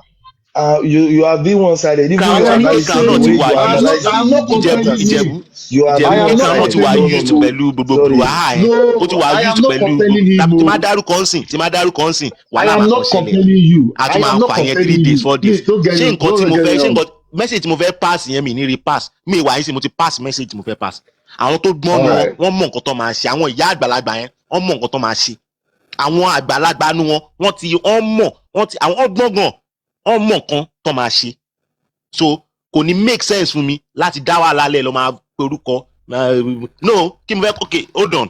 Tí máa pe orúkọ yẹn, so believe pé ẹni yẹn máa change ni. Àbó ò rí pé mo máa di ọ̀tẹ̀ ni. You can't change people Yes, now. máa You di can't change ọ̀tẹ̀. people. You can't change people. No. You can't change people. You don't have the capacity to change people. But when a pastor is preaching on the altar, kò ní dárúkọ èèyàn. Akọ̀wà ẹ̀yin ẹlẹ́ṣẹ̀, ẹ̀yin kìíní kan ẹlẹ́ṣẹ̀ mọ̀ rẹ̀, ọ̀mùtí mọ̀ rẹ̀. You understand? Òun ló máa lọ túnbẹ̀ ṣe. I don't need to mention anybody's name. Kẹ́ni tí mò ń bá sọ̀rọ̀ tó mọ̀ pé mò ń bá sọ̀rọ̀. So far tí máa ti mention ìwà tó ń wù, wà á ti mọ̀ pé wọ́n mò ń sọ̀rọ̀ sí. Mò ń sọ̀rọ̀ kan ẹnìkan sọ pé ọgbọ́n 2 MB. Àgbàlagbà ni mí, ọmọ kékeré ara mi dẹ̀ ni mí. Mi ò tí 40 bẹ́ẹ̀ ṣe ń wò mí. Ṣùgbọ́n ọgbọ́n àgbà 80 years old ni wọ́n gbé sí ikùn tèmi yìí. Ṣó yé yín? So tí bá ń sọ̀rọ̀ wípé báyìí ni mo fẹ́ ṣe, báyìí ẹ máa lọ wo ìdí tí Prah fi sọ kíní yẹn ni. Kì í ṣe pé máa ní àkó lọ́pọlọ. Gbogbo ọpọlọ tí mi ní, gbogbo nǹkan tí mo ń sọ lẹ́kọ́lẹ̀ padà ń dé padà wá ń bá. Nǹkan tí bá sọ ẹ máa padà wá ṣe. Wọ́n ní ibi tágbà bá jókòó sí báyìí. Nǹkan tó rí kọ́mọ gun cocoa house ó lè máa rí. Nǹkan tó ń ṣẹlẹ̀ tẹ́yìn rí nìyẹn. Ẹ ní understand tí bá sọ kò ní yé yẹn máa ní Prah ń lọ bí ó ń lọ bí kò ní yé yín.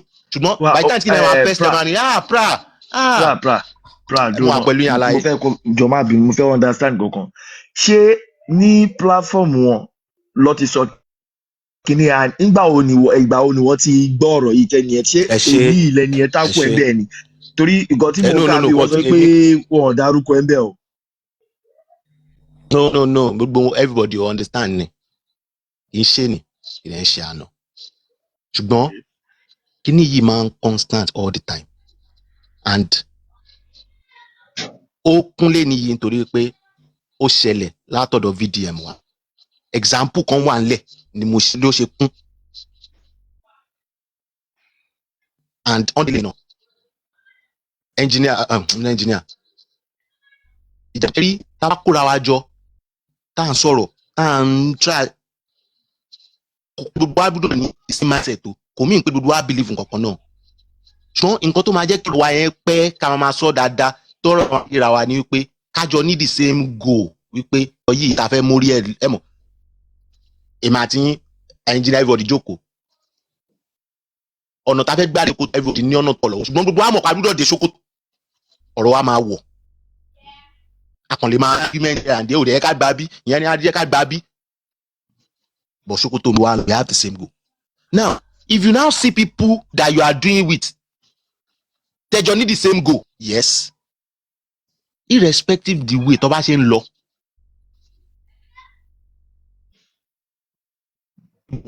òní máa fọ́n sí òní máa drag wọn ó máa fọ́n all the time nítorí pé o mọ̀ wípé wọ́n ní goal títí ẹ lọ́kàn. That's for example. One example. Vivid example, yeah. Let me give one example, Prah. Now, sometimes back, I know some people can actually testify to what I want to say. There are some members of Team Wumi, one person there. Some of them, there was that time that they started coming for me, even without me doing anything. But because I know that there are people that I respect, in that team, what I did was that I reached out to them. Then I say, this person is saying this person is saying this to me about me, and I don't like it. Please help me talk to that person and stuff like that. You understand? And I noticed that the person stopped it.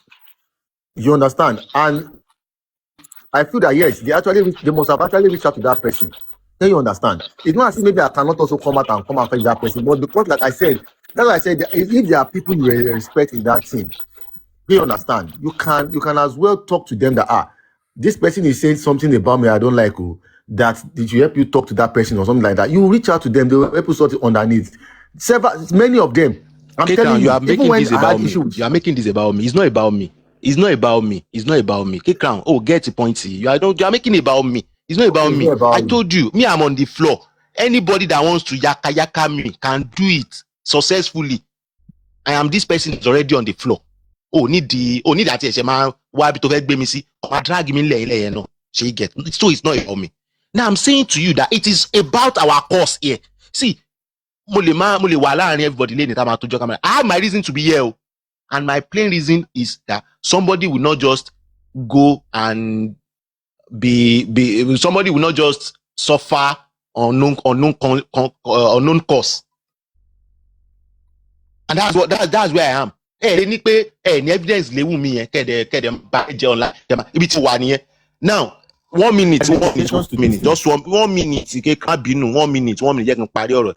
Now it's not about me. It is about people that have the same mindset like me. Take on. Kì í ṣe platform ló rọ everybody lẹ́ni. Kì í ṣe bullying, kì í ṣe bẹ́ẹ̀ búyàn lẹ́ fi rọ everybody lọ́kàn lẹ́ni. Àwọn àwọn tẹ́ ẹ̀ rí tí wọ́n pin down yìí kì í ṣe ẹ̀yin lẹ ṣe. Yeah, I can tell you for free. Àwọn tí wọ́n ṣe na àwọn tí wọ́n feel like they can, people like Sammy Jojo. Yes, want the old switch CB. People like Natural, O1B. I'm mentioning my name. People like some people that will give other people to come and talk. Platform. I'm just saying this so that everybody understand how understanding what I say. Wípé ìwà tá ń wù ló yìn jẹ́ kí a máa sọ ti Wùmí sí dragging. Àwọn gaslighting kékèké kan wà tẹ́ ẹ ṣe online sẹ́. Táwọn èèyàn fi pé torí pé wọ́n ṣe báyìí èmi náà máa ṣe báyìí. K-Crown please má bínú. K-Crown please let me just explain myself. Just a question. What's a question, please? Just a question. Before the emergence of or formation of team, has Wùmí been dragged before everybody say okay, want to form team, was Wùmí being dragged? K-Crown. Just from day one. Before team, has Wùmí been dragged? I don't get your question. Before the formation of team, before everybody started having team, as this person Wùmí, has she been subjected to dragging even before we started having teams like this? It is because of the dragging that make everybody those around surround her. No. Where are you going from? When the issue started, when Mohbad died, hold on now. When Mohbad died, Wùmí has been dragged from that very day, and there was no team like that. So that's why I'm saying that you cannot hold anybody. No. You are wrong. I'm serious now. You are wrong. I'm okay. Am I wrong? No. You are wrong. You are wrong. K-Crown. Okay, nobody. You are wrong. Let me explain to you. Even Baba Mohbad. No. They did not drag her. No. They did not drag her. No. See, they did not drag her. No. Nígbà tí Mohbad kú, do this thing now. Nígbà tí Mohbad kú. Oh, hold on now. Form meeting ni pé most of you you da case papọ̀ mumble history. Now I really understand the grasp of the pictures. The picture yẹn ò really yé yín mọ́. Mo dẹ̀ blame gbogbo àwọn host tí wọ́n sọ kíní the team name ni. Now we all came into J4M for a reason. Nítorí bullying Mohbad everybody ṣe débi kì í ṣe pé Mohbad gan kú. Everybody came into this movement nítorí pé Mohbad was bullied. Take it or you leave it today. Now that everybody dey long pẹ̀lẹ́ ń gbọ́n pé bàbá ẹ̀ lọ sí ìyàwó ẹ̀ ṣe kinní kan ìyàwó ẹ̀ ṣe gbá bàbá lọ everybody bẹ̀rẹ̀ sí ń gbọ́ ògbìn everybody bẹ̀rẹ̀ sí ń take side. Nobody came here because of pé wọ́n gbọ́ pé Wùmí ló pa ọkọ ẹ̀ kò sí anybody tó wá bíbá wípé Wùmí ló from the first day nobody gbọ́n ọ̀tí ẹ̀ sọ̀rọ̀ Wùmí pé kinní anybody ò rí títí ẹ̀rọ everybody gan feel fún ni. Prah, it is unfair. Why are you saying that? It is unfair. Hold on. It is unfair for you to even say this. I'm telling you, it is very unfair to even say this because when Mohbad died, narrative started flying. I've seen videos. Hold on, I've watched videos of when Mohbad was about to bury it, that the family were already dragging Wunmi. See, you cannot hold anybody responsible for all these things. It has been there, and that's why I said because of the controversy surrounding the case, it has been there. There was a time when Mohbad was being dragged. Even before we started having teams. I'm serious. Even before we started having teams. I think you changed. I think you're changing the topic. The topic here. No, that you might have a team. No, just let me recap. You might have a team. Yeah, torí mi ò recap. Torí pé vote tó ń fi wọlé. Ṣé understand? Torí ẹni yẹn bí mi, ó dẹ̀ ṣe mí náà personally. Ó ti sọ bullshit kan fún mi dẹ̀ dárúkọ ẹ̀. Mo fẹ́ sọ̀rọ̀ yìí for everybody. Tún ọ̀rọ̀ ara wa ṣe. A máa understand pé ní díje. A máa understand pé wa gan àyè tún nǹkan tá la fẹ́ fi tún ṣe àlà fi ń bàjẹ́. Ṣé understand? Make of everybody money. Now, Shori K-Crown. This is the bane of contention today. We can support whoever we want to support. Till today, some people don't like Baba's team because of people that champion that team. People like Comfy. If you come for Baba, I come for you. And I don't know if you agree with me personally. If you come for Baba, I come for you. Be me lórí pé ṣá nílé ba ẹni nílé sọ̀rọ̀ ẹnu wa nítorí pé ẹ̀yin kan ẹjọ́ ti ẹni ẹ wà ń di ìbàjẹ́. Do you get it now? It will be very, very hypocritical for me kí máa rí the same attitude tó ń lọ nínú ọ̀dọ̀ mi yẹn náà kí máa lè sọ̀rọ̀. No, ẹ lè bú mi dọ̀la. No, I don't care. Èmi máa ti ọkọ sọ òótọ́ ẹnu mi yẹn náà. Tó máa sọ fún tó bá pa mí, ẹ fi mí lẹ̀ ipò Ọlọ́run kú. Why would we get to a stage? Lẹ́ni, ó dọ̀nù. Báàlà ìmá dé stage tá a dé lẹ́ni yìí. Tí ẹnìkan máa ní wípé ẹni yìí nǹkan o, at the time ó ti sọ̀rọ̀ báyìí o, ó fi sọ́dọ̀ ẹni báyìí o. Ẹni tó yẹ pé ní ìsìn tẹ́ bá yìí gbọ́rú, ó ń wà láàrin àwọn tọ́jọ́ ń sọ̀rọ̀ tó yẹ pé máa jọ máa tàkùrọ̀sọ tó máa sòótọ́ tó máa sọ bí ara ẹ bó ṣe rí lára títẹ̀ tí ó bùlí ọmọ yẹn mọ́ tí ò ṣe anything. Ẹ̀yin máa drag ẹ̀ padà wá sínú dragging pé yá máa bọ̀. Máa ṣe pé fún ẹ. Máa bọ̀. Let me ask you that question. For too long. Now imagine this is it. Now imagine wípé orú ẹni yẹn tó ń sọ̀rọ̀ sí tó ń ṣe kinní sí ẹni tó ní ọ̀gbà àbí tèyí tí wọ́n náà ni òun náà bọ́ sórí platform ẹ̀ á bẹ̀rẹ̀ sí bú mi which is happening. I want to say this just to join it. Another question. Ó ní ẹnìkan tó máa ń sọ̀rọ̀ lórí just hold on let me express myself quick am fún anytime just 1 minute. Sori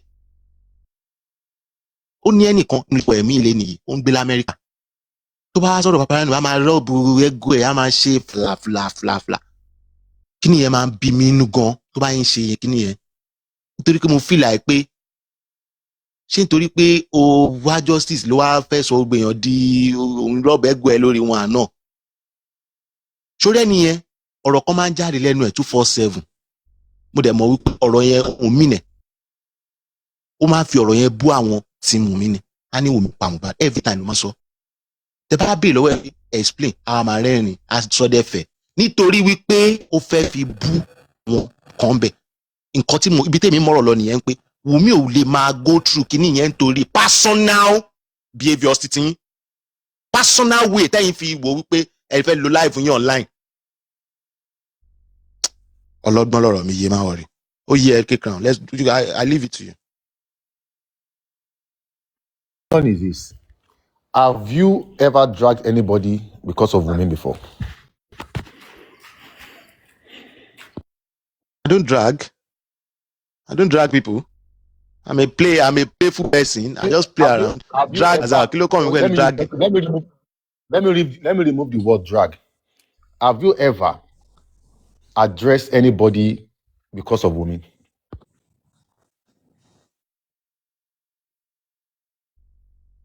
Have I been dragged because of women? Is that okay?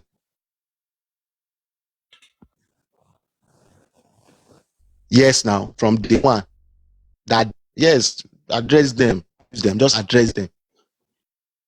All right, you address. That's why I said I want to remove the word.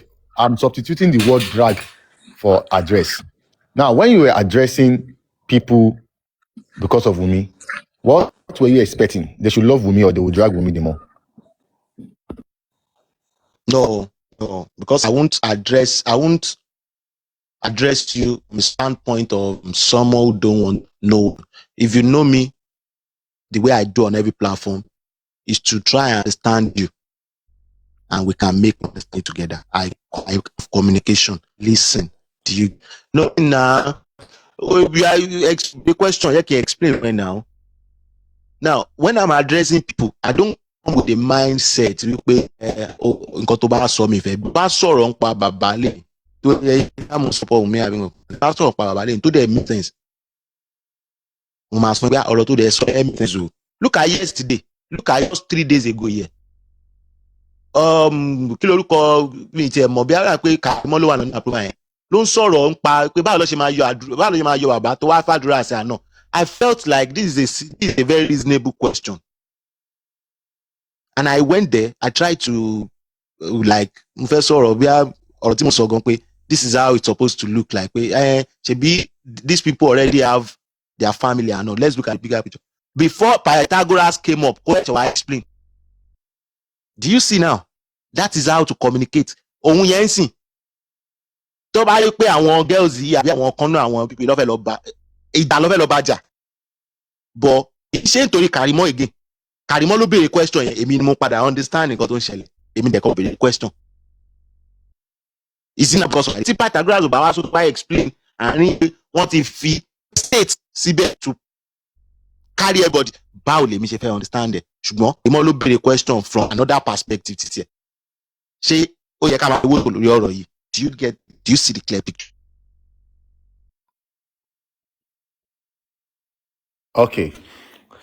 Now, let me go back to my question. Lè dá Kàrímọ́ lóhùn question yẹn. Ìkan wọ́n wà ń bẹ̀. Ìjà ló fẹ́ máa bá jà. Wọ́n fẹ́ máa pariwo mọ́ ni. Ẹ fẹ́ máa ṣe òtó kiri. But àwa kan wà ń bíbá yìí, kí ẹ̀ ń pawó tó yín mọ́. We just want a closure on this case. We want a closure. Ẹ kàn wá excited lórí nǹkan tí ò lọ fà. Everybody kàn wá excited nínú everybody ń dùn lórí nǹkan tí ò lọ fà. Everybody need closure. Let's do something else.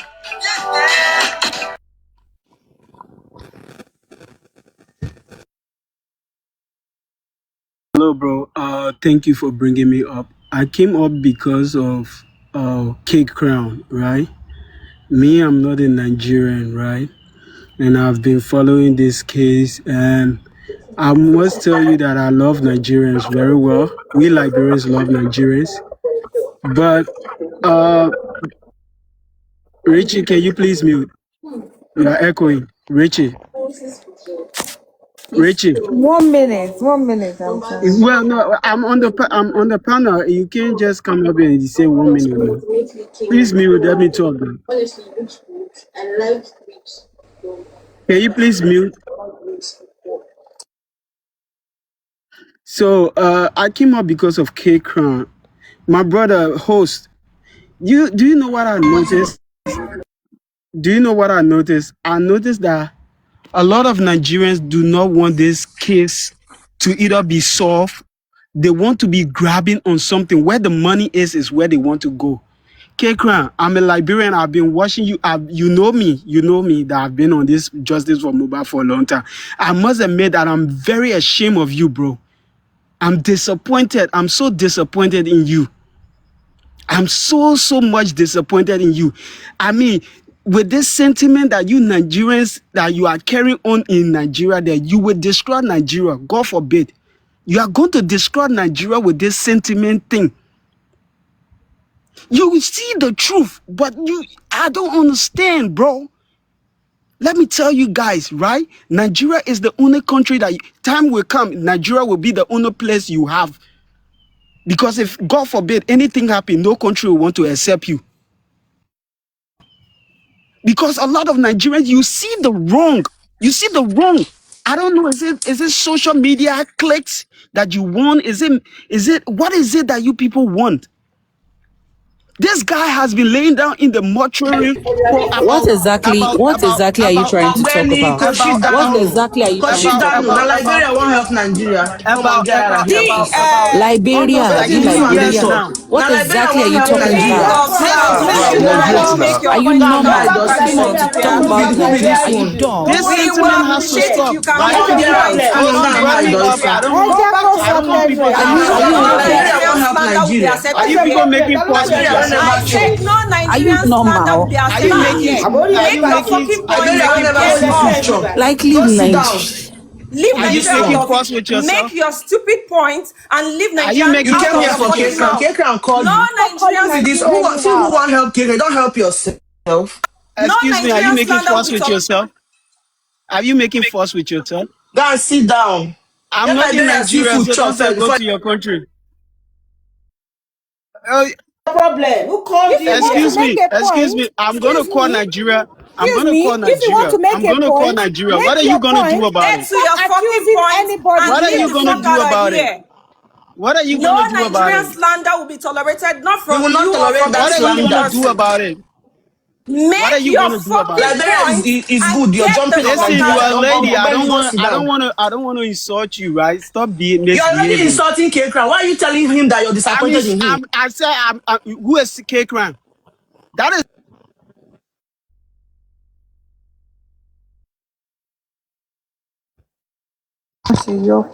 I'm sorry, Jare, ẹ má bínú. I want a civil society.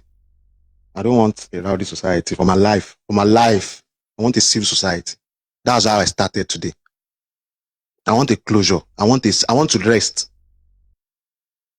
I want to free with people.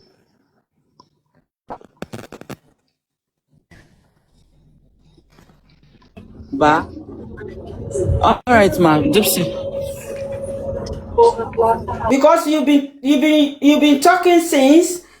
You've been talking since and be passing jabs on you. Can you please mention the name of the person you are talking to? Let us know. Don't be a coward. If you know you are a 1 minute. man, let us know you are talking I'm to. trying to hold on. It's Kí alright. ló dé It's alright. Just gangan? let me Jẹ́ ká mọ disconnect. tó fẹ́ gbèjà Konisu. làkàtà. Oh, kí ló ń ṣẹlẹ̀? Yeah. So that everybody can still come up. Understand? And I'm ready to listen. I'm ready to be abused. I'm ready to be nice. But I just want to make it clear again. So that when you come up, you address the issue straight up.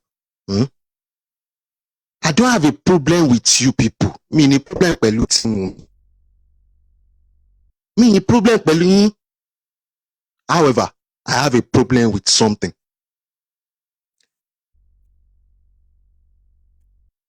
One person of you ni mo fi ìwà example ìwà most people wù. And ìwà yìí kì í ṣe àárín tọ̀dọ̀ yín nìkan. Ó wà láàrin tí bàbá náà tó jẹ́ pé rubbish tó bíyàn nìyẹn téèyàn fi sọ pé ó nà kò yẹ máa ṣe báyìí náà. Ṣé you understand? Now if I'm now seeing the same thing láàrin ó máa look somehow wípé ká má lè sọ̀rọ̀ nípa pé à ń torí pé there are some affiliation or no. No. Kí ni ìwà yẹn? Let me be clear again. Ìwà yẹn ni pé nítorí pé à ń wìn lọ́wọ́ à ń fẹ́ gàba lórí everybody a fẹ́ máa ṣe bíbà tó yẹ pé gbogbo àwọn tó kù yẹn ń kọ́ o ọpọlọ tiwọn ló dáa ọpọlọ tiwọn ti jọba ọpọlọ tiwa ló dáa à ń báwo èèyàn nítorí wípé àjọsí the same mindset ń sìn ìdẹ́ ń ṣe pé èébú pé kinní kan èébú tá à ń ṣe yẹn à ń ṣe níṣe wípé nítorí pé à ń support Wùnmí ó dẹ̀ ń win lọ́wọ́ àfi ń yan àwọn kan lójú tí àlọ́ bá lọ àbọ̀ máa ń bọ̀ ibi tèmi mọ́rọ̀ lọ ni ẹ lè má understand lé ní iyì ṣùgbọ́n èmi ní nǹkan kan tó máa ń dá mi lójú wípé in the nearest future ọ̀rọ̀ yìí máa jẹyọ ẹ dẹ̀ máa rántí wípé Prah dẹ̀ sọ báyìí ó máa ṣe ó ṣọ̀ fún mi pé ó máa ṣẹlẹ̀ nǹkan tí mo sọ lẹ́nìí ó ṣọ̀ fún mi pé ó máa ṣẹlẹ̀ òun ni wípé nítorí wípé a ti wà nípò ìsinyìí everybody ti ń rí wa afẹ́ gasla afẹ́ máa bú àwọn èèyàn afẹ́ sọ̀rọ̀ wa di àǹtí àdúgbò máa bú àwọn èèyàn kiri máa ṣépè fáwọn èèyàn máa sọ̀rọ̀ tó ti ṣe látẹ̀yìn wá máa tún máa repeat ẹ̀ nítorí pé I feel like à ń win lọ́wọ́ tí àlọ́ bá jẹ lọ àbọ̀ máa ń jẹ padà wá àlọ́ tó jẹ lọ òun ní ọwọ́ ṣìkún òfin fi bá Sódámáìtì bóun mọ̀rọ̀ sọ ó mẹjọ́ tó ọwọ́ ṣìkún òfin mà ṣe rí ààbò ẹ̀ tó padà ṣe mi nílà ti tójọ́ jù ṣé ẹ̀yin rí ààbò ẹ̀ bó ṣe padà wá ààbò ẹ̀ tó padà wá yẹn ṣé ẹ̀yin tẹ́ ń ṣe ẹnu yákayákayákayáka lórí online yẹn ṣé ẹ̀yin yẹn ni ààbò yẹn padà wá bá mo ṣe ní pé tẹ bá mu omi tán ẹ drop cup tẹ bá jẹun tán láwo ẹ gbá bọ́ lọ sí kíchìn kẹ́ lọ fọ̀. Staying on all these things to be gaslight or just for somebody time ẹ ti lọ let's get a closure and let everybody fuck off. Ohun ẹjọ́ tẹ̀ ń tó tẹ̀ ń ṣe kinní yẹn lẹ́yìn ṣé fún àwọn kan chance láti sọ pé mandamus wà kinní kan wà torí ọmọ kan máa sọ. Ibo ni mandamus wà? Ibo ni NIN mistake wà? Bọ̀ nítorí pé wọ́n máa fi gun yín lára nítorí pé ẹ̀yin náà ẹ̀ ń gbé gẹ̀gẹ̀ abẹ́ lọ tójọ́ abẹ́ lọ bá àwọn sọ pé kinní kan wọ́n á máa fi gun yín lára at the end of the day kì í ṣe orí ni kinní yẹn ń wá orí ọmọ Wùnmí ni kì í ṣe gaslight o nǹkan tí mo sọ yìí ó kọjá òye yín sìn bó ṣe máa ń rí nìyẹn tí má ti sọ̀rọ̀ ó máa ń kọjá òye yín tó bá ti wá yá ẹ máa understand torí ó máa ṣẹlẹ̀ tọmọ yẹn máa sọ fún yín pé ó ti tó ẹ̀yin àǹtí tẹ̀ ń tẹ̀lé mi yóò ti tó ẹ̀ ń fún fáyé mi problem ó yẹ kó ti kúrò ó yẹ kó ti move on now but people are happy people are excited to talk about different they want to come around they want to funny enough nǹkan tó ń dùn èmi lẹ́ni yìí náà tún ni pé yàtọ̀ sí èmi tí mo wà nílẹ̀ tó lọ́fà tọ̀dọ̀ tèmi lọ́fà àwọn kan wá kóra wọn jọ láti máa fọ̀rọ̀ ipa mi dín kó lè máa kúrò lọ́kàn àwọn èèyàn díẹ̀ wọn ò jẹ́ kó serious mọ́ àwọn yẹn lẹ tún mú sọ́wọ́ lẹ́ni yìí tẹ̀ ń bù kí ni gain yẹn ọ̀gan is it because you get too excited on things that's why you feel like you can just do anyhow you like ẹ̀rọ bá ti wá àbẹ́tò ẹjọ́ bá ti wá kì í sífù pé ọ̀rọ̀ yìí o ẹ̀mẹ́ẹ̀ká lọ bíbá yìí o àwa náà wá kọ́rọ̀ tán o ká jẹ́ ìkúrọ̀ ọ̀tẹ̀ kò tán o ká move on o ẹ̀ka mẹ́ẹ̀ká tún máa dá ọ̀rọ̀ ilé ẹ̀ sí o but you want to always play on that talk all the time because you are not conscious of what you are doing nǹkan tẹ́ ń ṣe yẹn àbọ̀ ẹ̀ ń padà bọ̀ lóbi tẹ́ ń support ṣe understand kò jù bẹ́ẹ̀ lọ now people can come up if you want to.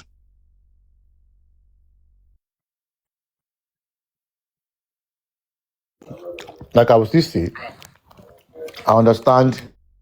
I quite understand the drift, but you should understand that you cannot tell people how to react to things. Okay, I'm going to. Thank you.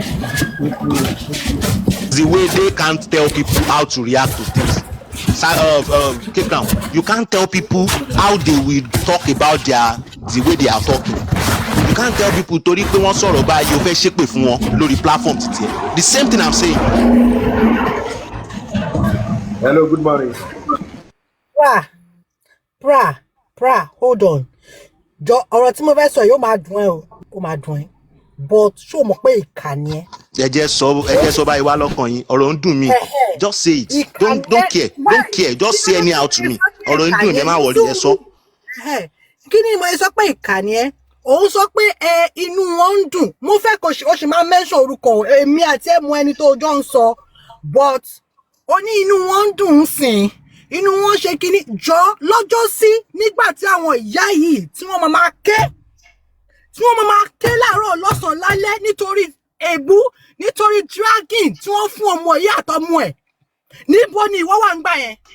Nígbà tí Bukky Jesse, VDM, vengeance ti ẹ̀ dé létà, àwọn yọ́ọ̀kì, àwọn Arifa and co tí àwọn platforms bíi 20, 50 wọ́n máa drag ọmọ yìí. Tí Wùmí mélòó ló wà nígbà yẹn? Tí àwọn ìyá yìí máa ké, what were you doing? Òun lanu oníwọ̀ wà pẹ̀lú Wùmí from day one. You asked the question, Asanwa. I was with them. I was with them. We never knew you. I was with them, giving them back to back. Láàrin wọn, ẹ̀yin ò tó bẹ́ẹ̀ láti wá sáàrin wọn. Go ask them now. They are here. All of them are here. All of them are here.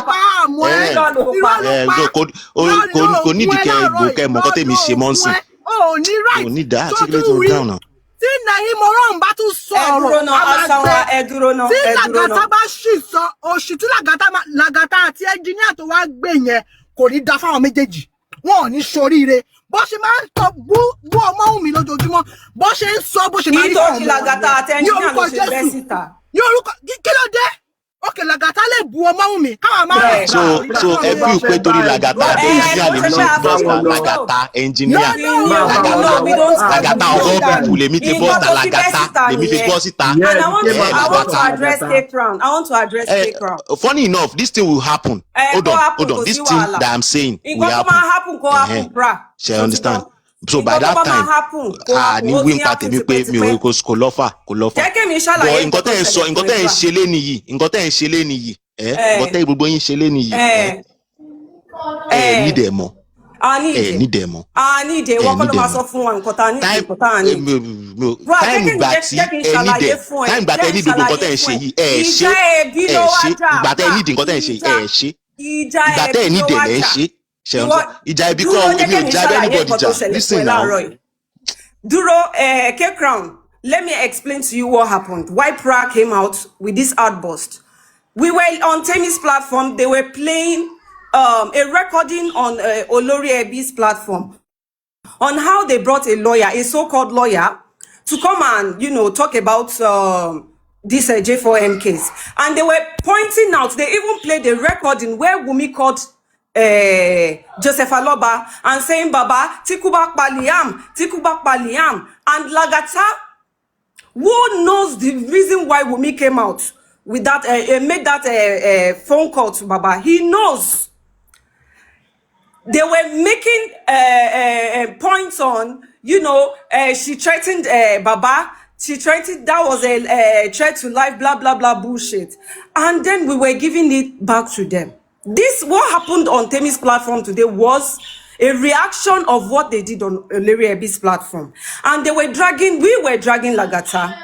And why engineer name came in was because we were talking about beer parlor, on the people, that usually come on beer parlor to, make a program, you understand? Then we were saying, this person on beer parlor, this one, if he speak, his contribution are quite reasonable. He used to make sense. So we're making, we're pointing out names on people who were actually making good contributions on beer parlor, and people that that usually talk rubbish. So we mentioned engineer name as him not making any good contribution at all, and not forgetting that engineer is also part of Liam's bully. He's also a Liam's bully. So we made points on that, and that is why Prah came out with this outburst today. There's nothing, and the person, me, I don't have dick under my, but I have balls more than you to mention the name that you refuse to mention. You are talking about what's her name again? ó ti jẹ́ kí orí kórúkọ yìí sápá mọ́ mi lórí. You were talking about chubby me. Ṣé yẹn ló wúwo jù fún ẹ láti sọ? Chubby me ló ń refer to. Ìjà ẹbí ló wá jà láàárọ̀ yìí. Ìjà ẹbí. Whatever happened on Temi's platform was a reaction to what happened on Olebi's platform. And did you forget, since you said you've been on this course from day one, you should know the reason why Wunmi made that call. Lagata was part of the reason why. He was there with them when Kabongo Abikilon Borukomanie Ayat made a threat to Liam when Liam was 5 months old. At that time, that they would tie Liam under a trailer. They would buy Liam. He brought out a gun. Prah. Wallahi. So to back papa for me. Kolo bele die. Tori koto shela roi.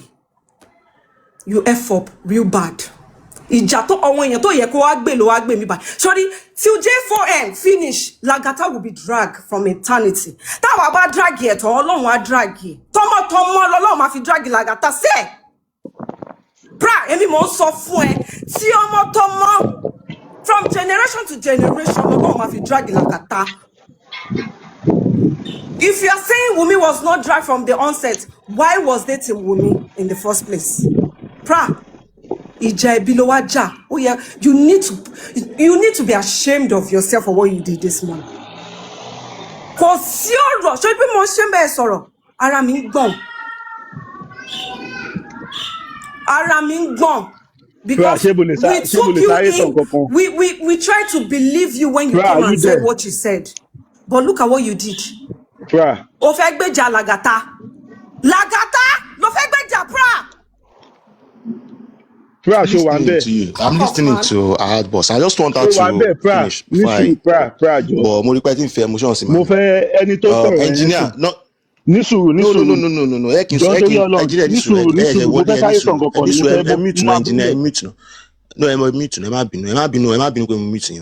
But you raised some vital questions, which this is the way I want to be attending to anyone henceforth from today.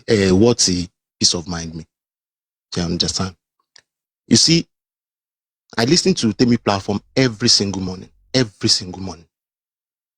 then I know everybody in sorrow.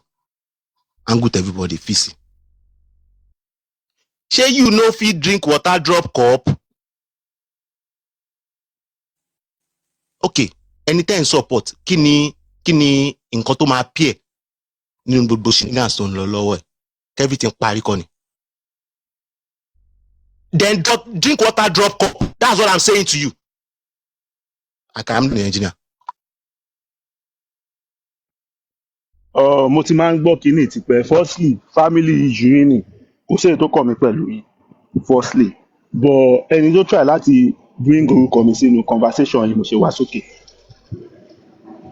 To ẹni tó sọ̀rọ̀ yẹn mo fẹ́ díẹ̀ ni o.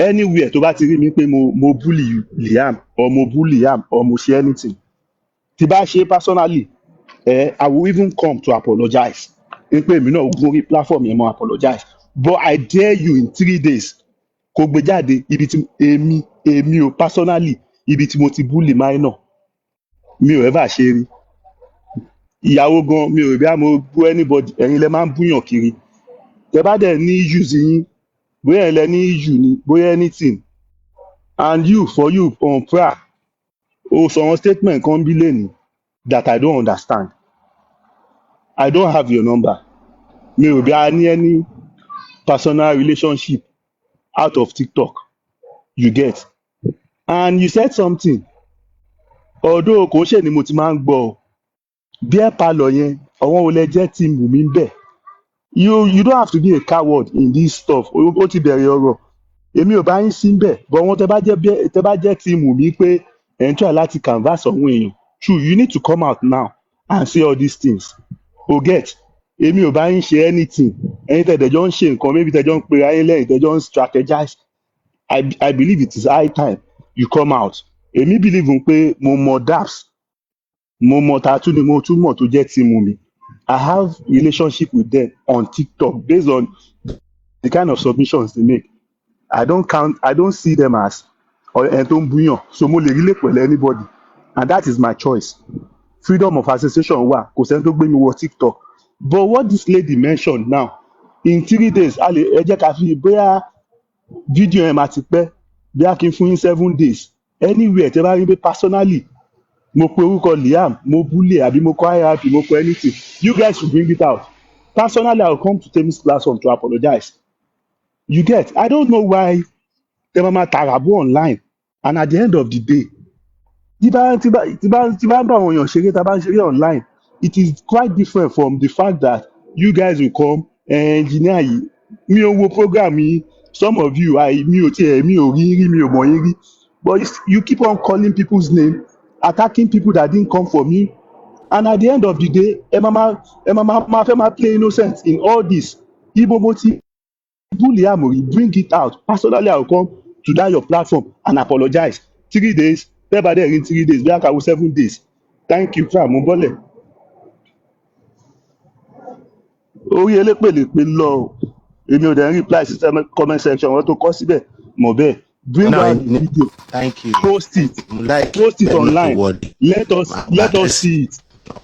Let us see it. Ẹyin lẹ ń ṣépè kiri. Ẹni sùúrù ẹ ti ṣe ń gbọ́ mi? Can you hear me? Mo ń gbọ́. Now, Mo ń gbọ́. ẹ yẹ kí gbogbo ṣe rí ti sọ̀rọ̀ kan and I will address it. You raised an issue wípé àwọn wo ni tíìmù mi ní orí beer parlour. Before I start, ẹni tó ní platform beer parlour, I give you 100% kudos because that beer parlour, èmi rí light ń bẹ̀ pé that's the only way everybody lè ní closure papọ̀. Iṣẹ́ team kìíní kan ti ń bá náà, mi ò sínú àwọn tó máa ń promote team spirit ti pa kìíní mi síbẹ̀. Now, èmi personally, èmi ò mọ ẹni tó ń jẹ́ team mi lórí beer parlour àbẹ́ team kìíní gbá kan. Mi ò anybody as anything. You said that on here.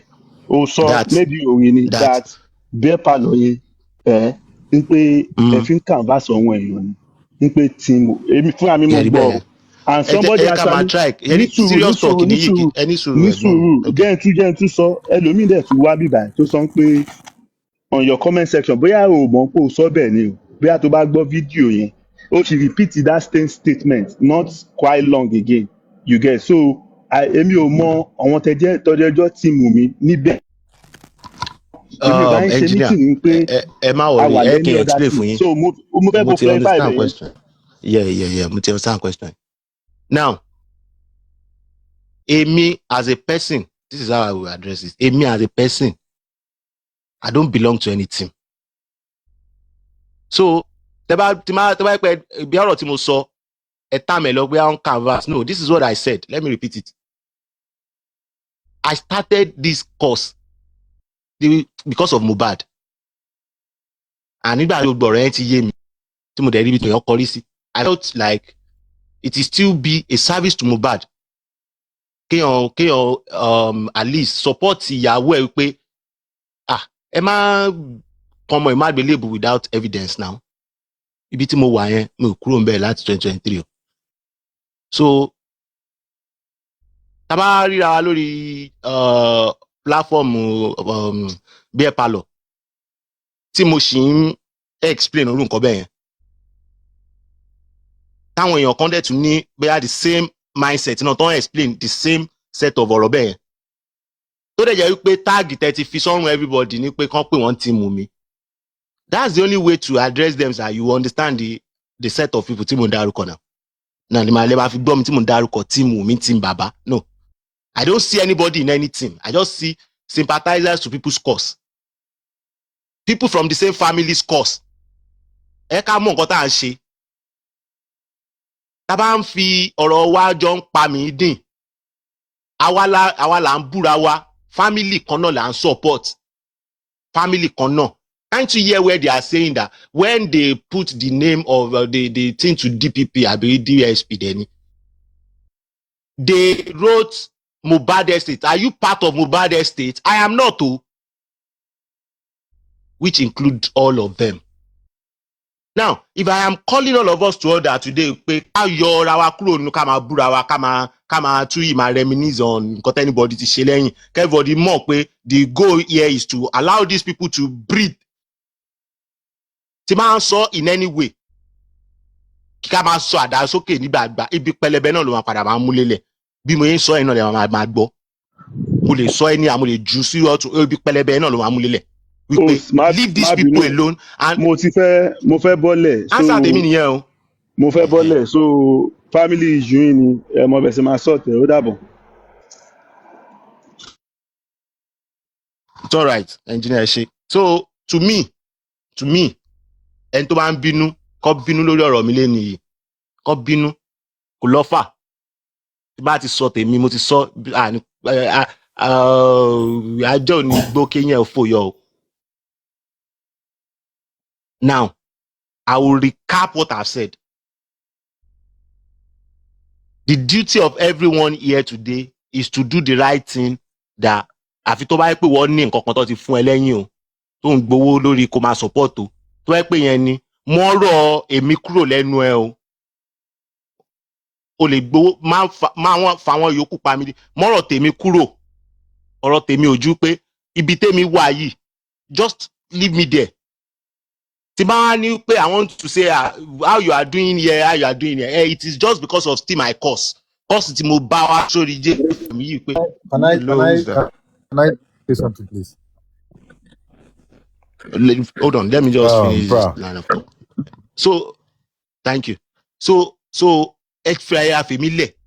now, if I still hold the moral right to tell you, wípé, if people have now understand their stand, it is not for you to abuse them anymore. If you know what you are doing, tó bá yẹ pé o mọ̀ nǹkan tó ń ṣe ni wàá mọ̀ pé ẹni tó ń support yẹn kò nídìí ariwo wèrè tó ń pa kiri yẹn. Kò nídìí ẹ̀fọ́ wèrè tó dẹ̀ ń ṣe yẹn. Ó nídìí live ẹ̀, ó nídìí kí o gbó mìíndín yìí kó tán ibi tó yẹ kẹ́ fẹ́ lọ nìyẹn. Now, if you now see, hold on. Now, let me finish my thought. Okay, Sam, Drink water. Finish now. Oh, yeah. So what I'm saying, if I stay here today and they tell you, say, people we don't do like this. So if you use that talk, tó yẹ pé yẹn ni ìwọ máa fi pa mi dín títí ẹ kó máa kọ́ sí kíní. Use G, that might matter, and NIN. Study ne.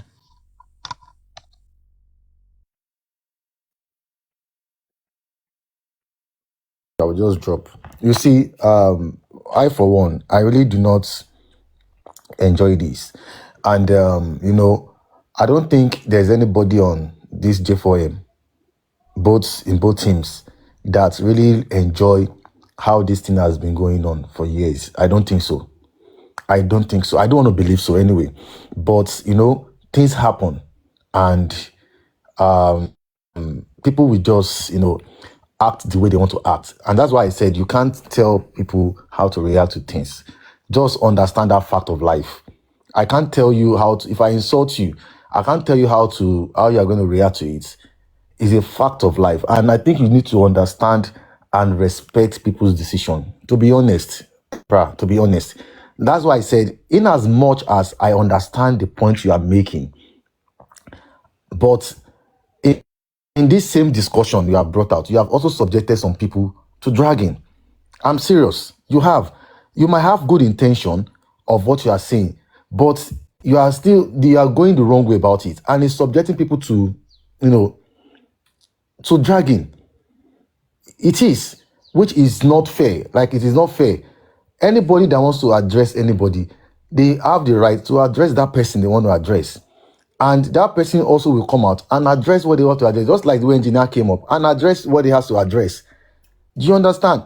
But now you are making people feel like what you have done now is about engineer and Lagata. Even if it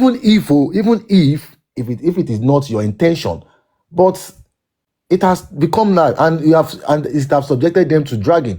So the same thing that you are saying now, that these people are subjecting women to dragging and blah blah, is the same thing you are doing. That's why I said there are some things that you just have to leave it the way it is. You can't change it. You can't change anybody.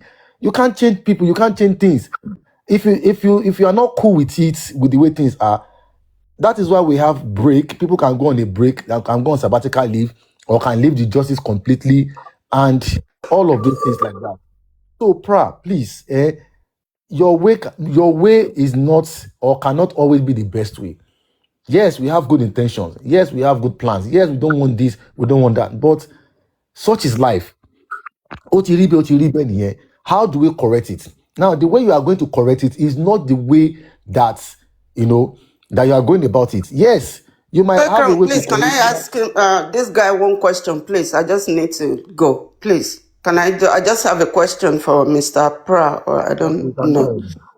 Good morning. Good morning. Yeah. Can you please tell us exactly what you want from Team Wumi? Because I don't get all these things that you are saying this morning. I've been listening to you since you started. But what exactly do you expect from Team Wumi? Because the reason I'm asking you this question, I will explain. It's not like the people attacking Wumi, they've stopped. No, they haven't. They're actually escalating everything. And I'm sure you're online. Yesterday, you heard the threat, the causes that VDM, their new blogger, was playing on this lady and her son. So what exactly do you expect from Wumi's people? To just be quiet? Is that what you are asking them to do? Thank you for your question. Thank you. Thank you for that good question. It's a very good question. Now, if you have been listening truly, you will hear me when I was saying that. I have. I don't lie. I have. If anybody is threatening Wumi and thought that is Sorotilda, arrest them, please. We want a sane society. Arrest them. If I, Prah Onimarua, my name is Abiodun Tunu. If you want to petition me, do you get it? Now, if I have been found wanting, trying to, drag this Wumi and our son or Baba in any way, go and look at everything. Me talking about even Baba, I talk about Baba the more. If I have in any way slandered his name on any, petition me, sue me. This is me talking here now. Now, to your question. What should Team Wumi do? Like I've said, if anybody has been found wanting, arrest them. And number 2, which is the bane of contention today, is that when you finish drinking water, you drop the cup. You see, today, I stand corrected that the activities of some Team Wumi members, like I said, I don't like to call, let me use the right word. So of some Team Wumi sympathizers. Yes, that's the right word. Of some Team Wumi sympathizers is still what is still dragging this case to today. And I don't want to be ignorant. Hold on, madam. Let me explain. Let me answer your question. Don't interject now. Don't get excited yet. Nobody is an island. Nobody have all the wisdom in the world. You understand? This is what I'm going to ask you. I hope what you are doing and saying about Team Wumi today, tomorrow you will go to Comfort's page and talk to her the way you are throwing jab at Team Wumi today. And I hope you go to Olori Aki platform. Hold on 1 second. Telling the truth. Make the rounds. Okay. You understand? Don't come here and be throwing stone on the people that have been helping this lady to stay sane. You have family of your own. Put yourself in Mommy, hold on, ma. No. You will listen to me. It's a question. No, there is a question Everybody here. have been listening to you. Mommy, is that a question? Is there a question in this thing? You understand? Mommy, do you want to listen to me? I would listen. I just want to be sure. I hope do you want to ask me a question or you want to? Mommy, not hold on, not only Team Wumi. Mommy, hold on. Let me explain. Mommy, conversation. Mommy, hold on. Let us have a conversation. Mommy, hold Did Hold on, Wunmi ma. Mommy, hold on. complain to you Mommy, about these hold on. people? Mommy, please hold on. Let us Jesus have a Christ. conversation here. Let us have a conversation. Do you want to ask me a question, or you want to explain as these old? You want I to want explain to my do own actions both. to me? I Okay. want to do Do you want both. to go for the question so that I answer the question and listen to Okay, you, maybe or I do you want should to go listen for to my you? ranting before I ask you the question. All right. Go on. Okay, my ranting is because I've been listening to you, because I don't know what brought this. Even if you are going to do this, what you are doing right now, not when VDM is crucifying this lady on Facebook. We are all human now. This guy is all over Facebook. Rich Grace is all over Facebook. Comfy is wishing the boy death every day. And you are coming out preaching we should drink water and drop cup. There's still plenty water in that cup you are asking people to drop, mister. You understand? I'm want really you to at least. disappointed in you because I thought I saw you a couple of times that you talk and I listened to you. But this thing you are doing this morning, please, if you are tired, leave. Omawumi did not ask for anybody. But don't insult anybody that we should shut up. And when you are making your rants on telling people to shut up, make sure you go around Babas that are still crucifying and causing this little boy to shut up too. This is not fair. It's not fair at all. Jesus Christ. Prah, I just only want you to, because you said something that it was Shodama's arrest that led to VDM coming back. Honestly, I need clarity on that because I don't understand the interwoven between Shodama's arrest and VDM coming back. That means you don't even know what is going on in this case. For you to use that as a statement this morning, I honestly speaking, I'm highly disappointed. Yes. That means Let you me felt address. because we Hold on. arrested Hold on, Shodama, please. that's why Hold they on, went to please. bring Hold VDM on, back. please. Let me So you have to address. explain that because Hold I on. don't, I Yeah, can't get that picture clear. thank you. But let me address that mommy first. I think she asked the question at the end of our explanation to me. Now, mommy, I realize you did not listen. Maybe well, yes, I agree that I actually had someone on mind when I started talking this morning. But I don't have all of you on mind though. I love the actions and doings of some of you. Many. I fall in love with many of the way you are supporting this lady. Wumi's But people is hold not on one now, person, my mommy. She may brother. be a When you question. say Wumi's people, Wumi's thing, that's Oh not my days, mommy, a singular mommy, word. mommy. I know what I've said, though. Let me explain to you now. Let us have a conversation. This is what I don't like. Come on, any conversation. Emma Binuma. This is it. You see, when I was talking, yeah, I said that Wumi's people, I even use Wumi's team. I put everybody together. But ignore me in that speaking, in that conversation, when I was having that rant, people that are listening would understand that there is somebody I was talking to. And I was even specific, just that I wasn't mentioning names. Now, I see this like trying to cover up for this person. Tabari otonle kaso now. You see, if most of you today don't know Prah, forget it. You don't know me, noni. I can play some things there. Okay, Kolofa, I will play something now. Prah, Just then 1 you minute. I want address the everybody to. particular No, no, person. no, no, Don't no. This is address my the group. platform. Hold on. I want to Addressing play the group something. I is want to play wrong. something. That's It's why my. I came up No, now. I just want to play If you something. had I addressed the want. person, I won't come up. And for you to say that thing that because we arrested Shodama, that's why VDM came out. I can't No, put hold on. I I can't would. I put will the two come to you, pictures Mimi. I together. would answer you, Mimi. Please. Hold on, Mimi. I will answer your question. Just hold on. Let me do it one after the other. Then be Odulati. Just hold on 1 minute. I just want to play something. And as soon as I play it, I would be able to talk well. Egbo conversation. Egbo. 1 minute. 1 minute. But while I'm still trying to start a video, I will say this. Mommy. I will search for it. What I today is to call everybody to order. And that's what I've been doing for a very long time. How much is it buy? That's what is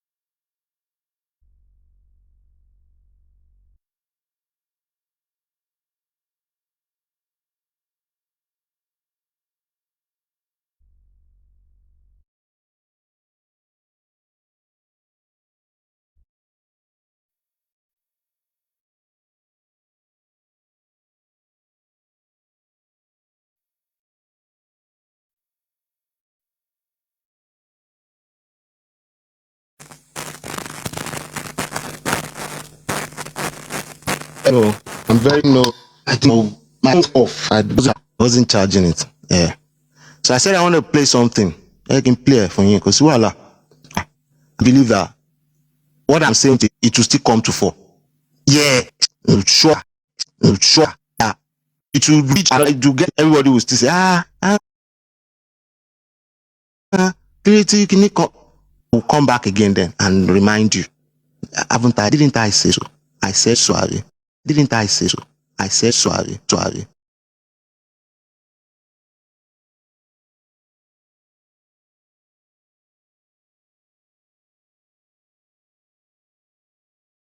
I mú pè papọ̀.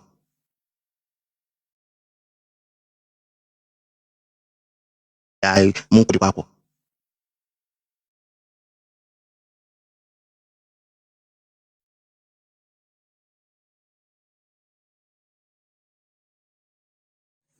Is it right for people like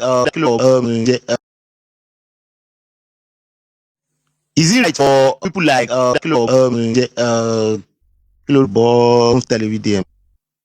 is it right for him to play I mean what he did then saying Wunmi ló pamọ́ is it right? So but arrest who will now blame you for arrest? Nobody.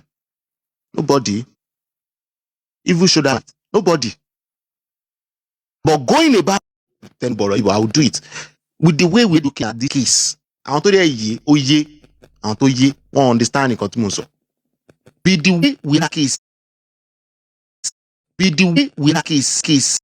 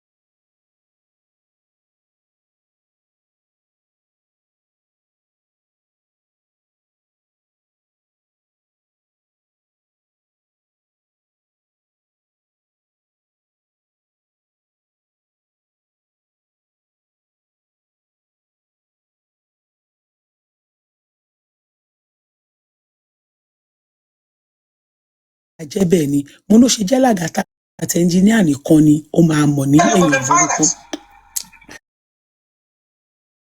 Abáṣà wa ń sọ ọ̀rọ̀ yẹn adẹ̀ ń sọ̀rọ̀ yẹn adẹ̀ ń jókòó ládẹ̀ sọ àti wá padà sórí ọ̀rọ̀ àwọn Lagata bí wọ́n wá play ìgbà tí Ọmọ́wùnmí fi bọ́sítà nígbà tí Kabongo tó sọ pé wọ́n máa ń pé ọ̀tá Liam máa kú ni ń pé kìnnìkan bí ìgbà tí Ọmọ́wùnmí wá péjọ sí ẹ rántí reaction Ọmọ́wùnmí níjọ́ yẹn bí mo ṣe wá gbọ́ bí kí lọmọ wọn play reaction Ọmọ́wùnmí ní tẹ́ bá dẹ̀ gbọ́n kọ́ tí Lagata wá bẹ̀rẹ̀ sí ní sọ ó dẹ̀ wá ń yí ọ̀rọ̀ ọmọ yẹn bínú ṣe bí mi nìyẹn.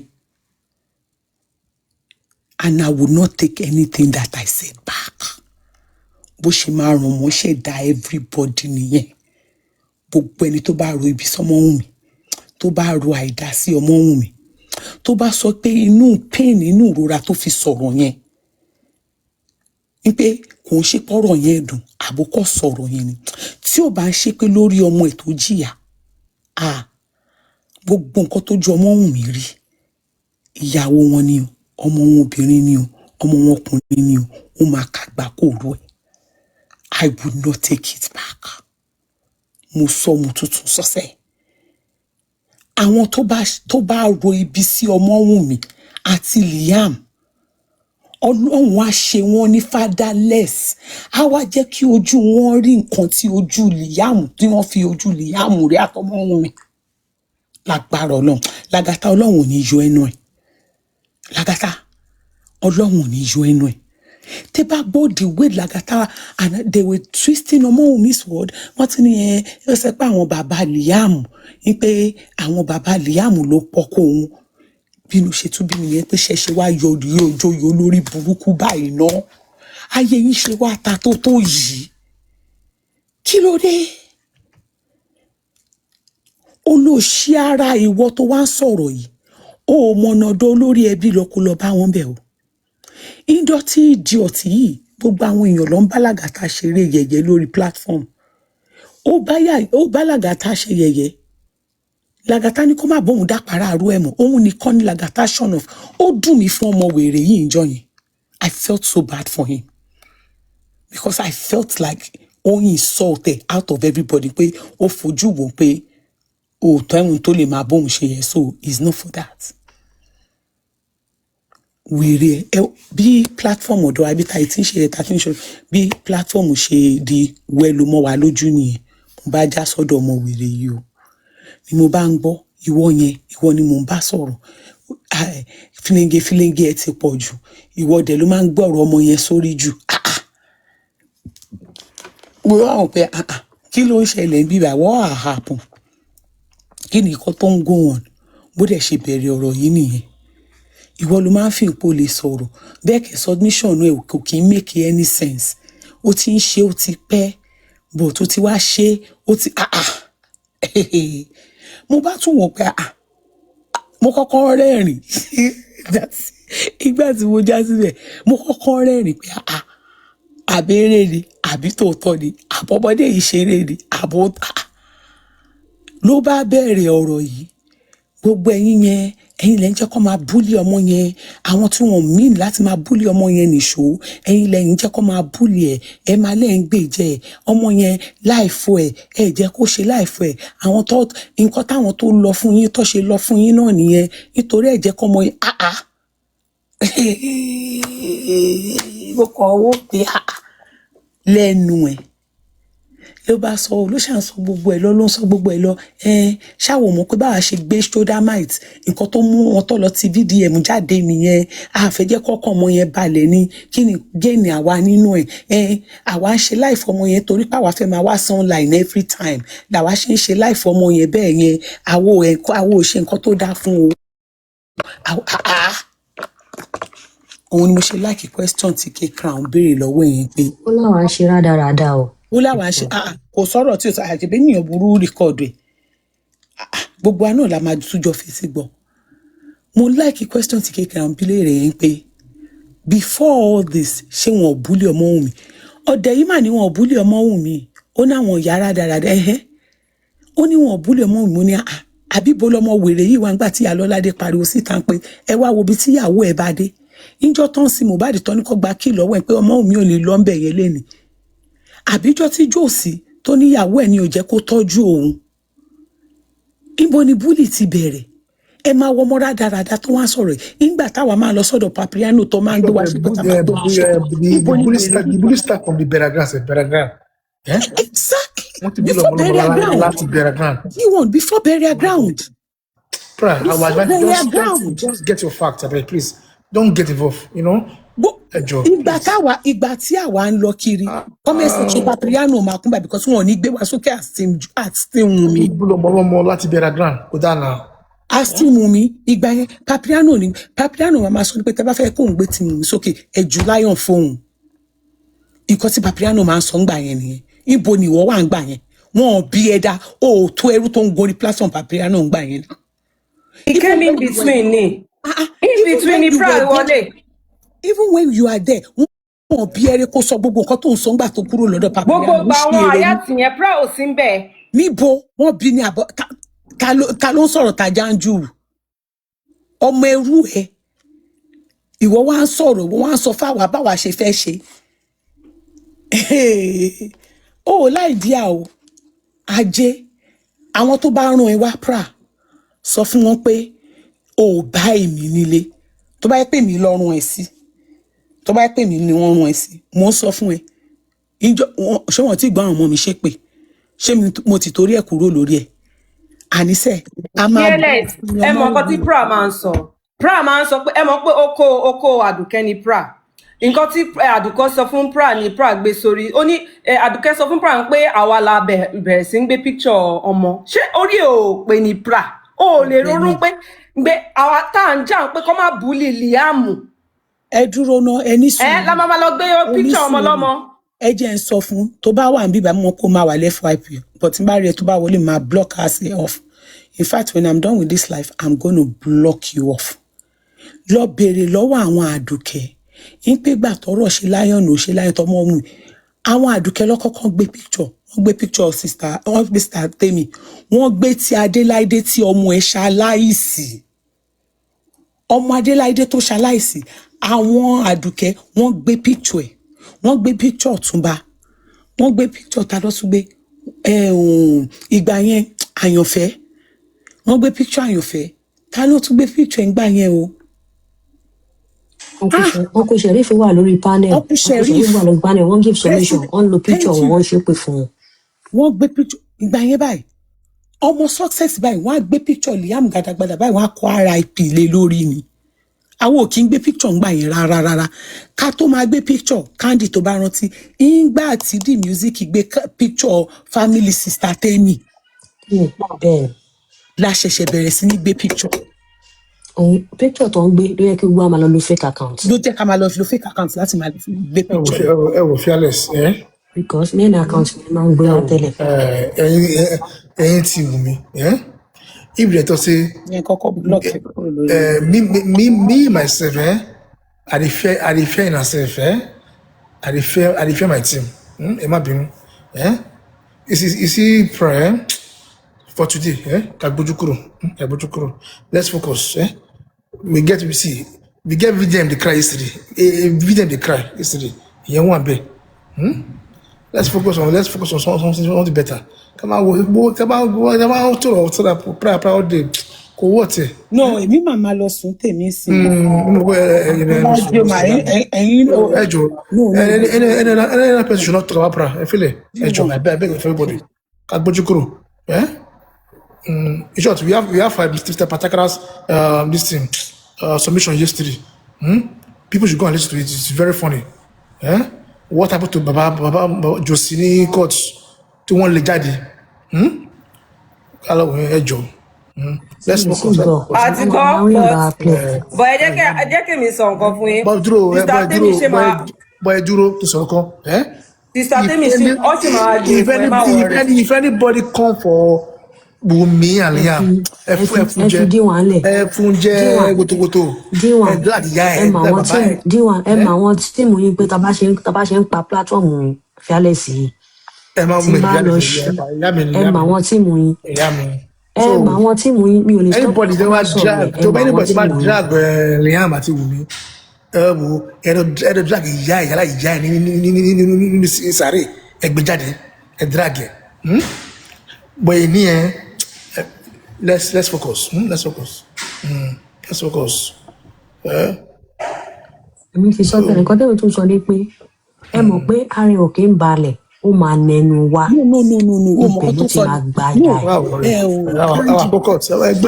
Candy ó wá mọ̀ nǹkan tó ṣẹlẹ̀ nígbà tó tún wá ń sọ gbogbo ẹ̀ lọ́wọ́ ó ní ẹ kúkú mọ̀ èmi mo ì máa kúkú ṣeré wá sọ́dọ̀ yín mo ì máa bá yín lọ́dọ̀ yín. fearless mo ti kọ́ sọ́dọ̀ ẹ̀ tó ìgbà tó ní pé kẹ́nìbọ̀dì má drag òun kẹ́nìbọ̀dì má gbé òun sẹ́nu mo ní you are too late my dear you are too late sórí dragging yẹn tó fẹ́ yẹn a máa fi làgàtà lẹ̀ ìwọ la máa gbé sọ́wọ́ olùgbèjà ọmọ aráyé Prah tó yẹ pé fearless nìkan ló pè ní tó ní balls enough pé fearless people go leave you say na you and fearless talk but you carry the whole group join ìwọ ló wá fẹ́ máa sọ bá àṣẹ máa jà fún mi ṣé ò ń ṣe èrè ni kò ṣe kò ṣe èrè ìwọ ló fẹ́ máa sọ fún wọn bá ṣe máa jà. I'm begging the whole team mi o èyí ni mo bẹ̀ yín o ẹ gbàgbé ẹ jọ èyí ṣe pé èyí o èyí ni mo sọ èyí ni o ẹ jẹ́ ká wà focus ẹ jọ kò wọ́ ti ẹ jọ o please. Prof want to come up. Yeah? Prof still are looking. Prof, even if na only fearless that dirty boy talk about, we no go leave am. I know what you. I understand. Ajé Ọlọ́run ṣe. Because Ọlọ́run ṣe. I understand. Prah mani. Na waiting Prah chop. E be like say the guy smoke something. He's a strong person. You know what I say? There is time for everything, But today, let's. What you go? You know. You will get. It is not be VDM. Where they cry today. G1 ní sùúrù ọmọ ẹ ti fẹ́ já sọ́jà ti pẹ́ ẹ farabalẹ̀. àwọn oníkankan D1 ní sùúrù àwọn oníkankan tó ń distract wa fún wọn àwọn ló ń sáré kiri o àwọn oníkankan àní pressure kankan tó wà lórí wa Prah máa jẹ̀yà ẹ má wulẹ̀ ẹ má wọ ká àjẹ.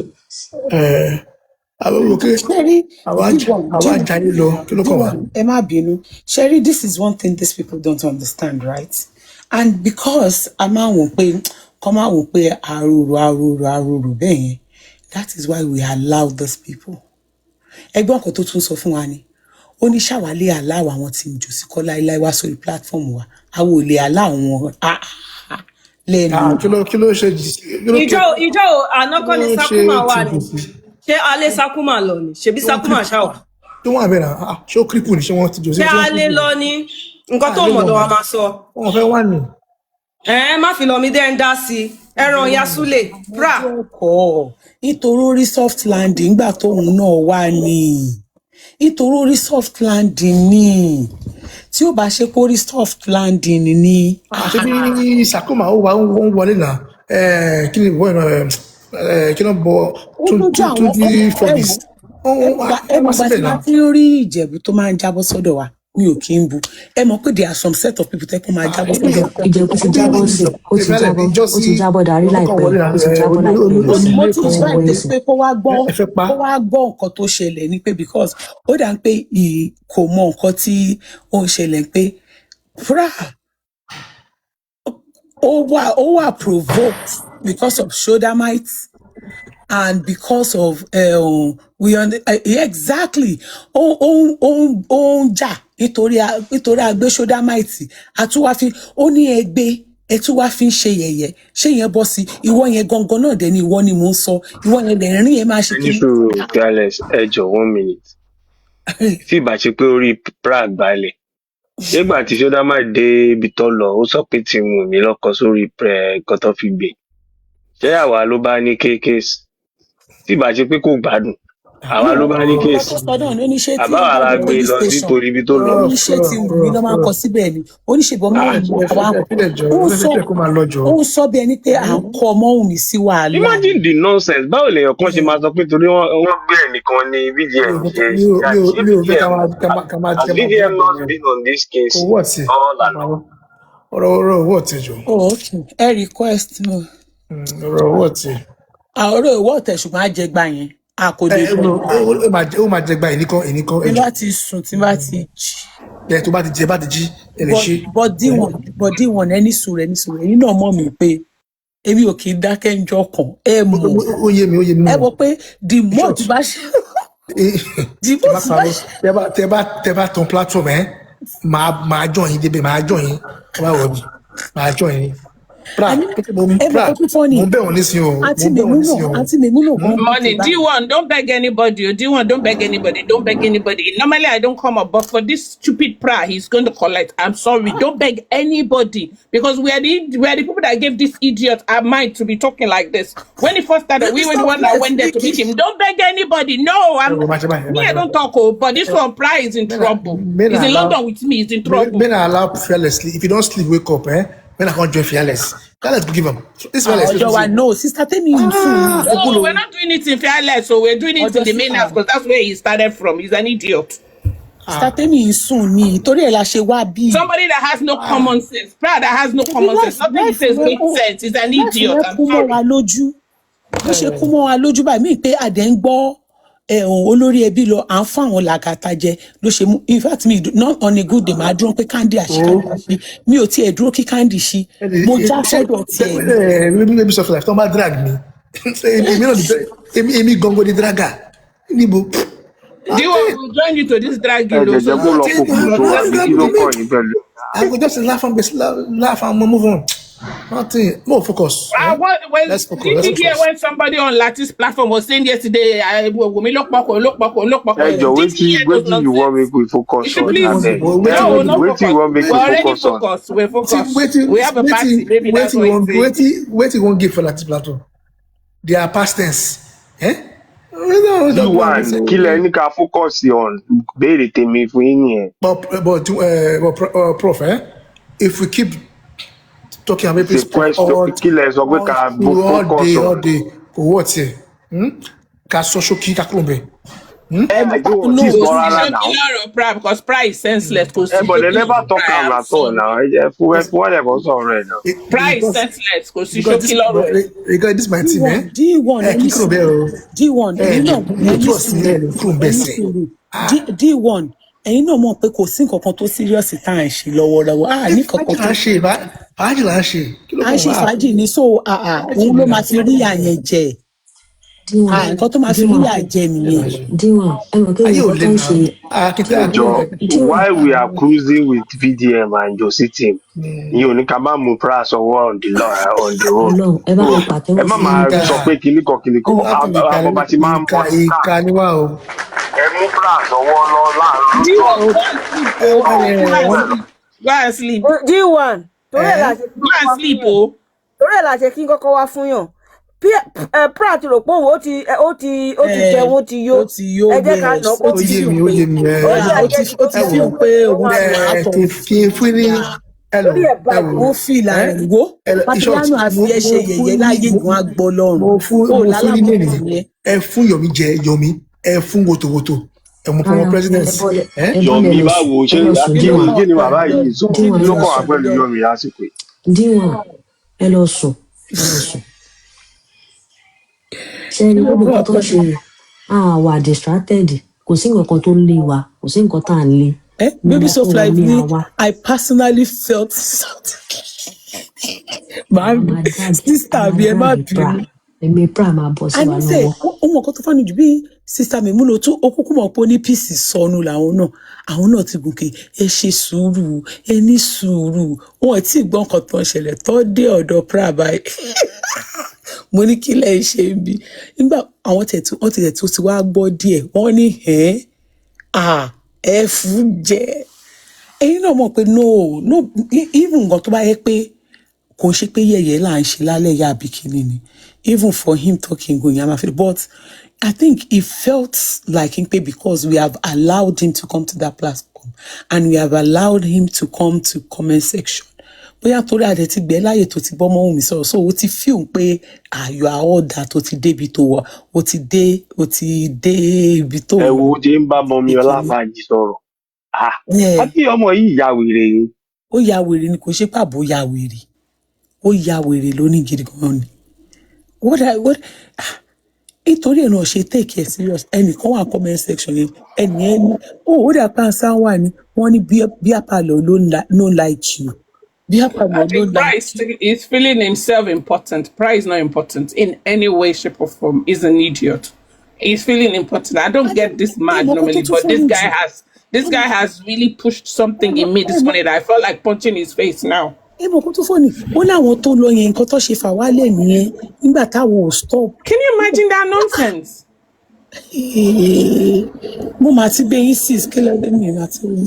Oh, hi. Morning. I wanted to tell you what I meant. Sorry, so funny. I wanted to tell you why I said I felt personally insulted. Well, sorry, let me just lower this thing. Okay. So, in Katimushi, I feel personally insulted is because how dare him say that he supports women more than us? Who the hell is he to alter that statement? And that is where I felt insulted. And I was going for a walk, my morning walk, because I'm off work this week and whatever. And immediately I text Tammy to say, please, when the platform opens, can I please address Prah? Because when I would say it, I would say it in my own way that I do my thing. And I was, I wanted to say it before anybody that wants to do woto does their woto, because, it's just that. You understand? Because that I just felt, okay, I need to just say these things so that he has an understanding. Because he's saying things like he wants to call people to order. Hello? Yes. Did you now create order today? Did you successfully create order? People who want to call people to order, they do it with wisdom and tact. I did not see any of that with him, Lenny. It caused more issues. And in a case like this, when you want to call people to order, you go from behind. You don't just come online and start castigating a certain side. And even OJB with that engineer, because engineer disagreed with something he said. So if that isn't foolishness, I wonder what is. And when you now look at it, some Liberian persons, okay. That person came up with a woto kind of thing. But then it turns into a Nigerian thing. That is how war starts. So is he proud of that moment he created? Where a foreigner is coming to say Nigerians Urinyo payment. And that is calling people to order. Is that really calling people to order? If I were him, it looks to me like somebody that doesn't listen, because some of his people came up to speak some sense to him. He doesn't listen. It sounds to me like any Toman Jekwe, it just boils over and then whoosh, that's it. Because I could not pinpoint when they were asking him, what exactly is your issue? Because it was so scatty, I could not pick one thing. And in the process, he kept on roping himself into a one-way shoulder might in me. What shoulder might did, was it right? Was it okay? But then even engineer that he brought up, if I'm correct, I think when they were streaming something on the platform, yes. So if engineer was saying something like that, I'm sure it was engineer was saying, man, it was a lot. It was a lot. Maybe so. In the middle of his, ranting, felt that it wasn't okay for Shodamite to have been picked up. And who picked Shodamite up? Wumi did. And you are the same person saying that, yes, if they do something to the girl, she should respond. But you have a problem with her picking up Shodamite. He needs to state his case, because I did not see wisdom. All I saw was a young person who probably does not understand the social media. And honestly, I don't think he's an effective communicator. because Koko were clear in what he's trying to present and what he's trying to target. And if you want to say to people, okay, Mama Buraimo, you should be balanced in the way you say it. You should say it to right, you should say it to the left, and you should bring people together. Not that you come out and castigate one side. But I just text Tammy. I said, Tammy, please, when you open your platform, the only reason I texted, I deleted, because I've now deleted that message to Tammy, was because, D1 was really saying, oh, maybe not. And I thought, you know what? Okay, let me not stress Tammy with it. But really, I think there's so many things I want to say to him. And it's just the way I do things. It doesn't mean my own type of woto is a very different thing.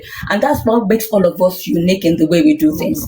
Because maybe if everybody does woto the way I do it, maybe it would not be a deterrent to some people. She understands. So my own woto would make sense would appeal to certain people. And chopping means woto would appeal to certain people. So whatever the thing you can't. So you can't teach people how to do something. This boy is downright disrespectful. The way he was speaking to Olafaj, I thought was a bit off. Baby song. And him who told him Emma Binu who told him we're among me sympathizers? Is he okay? Abi, is it English that is a problem? I am not a sympathizer.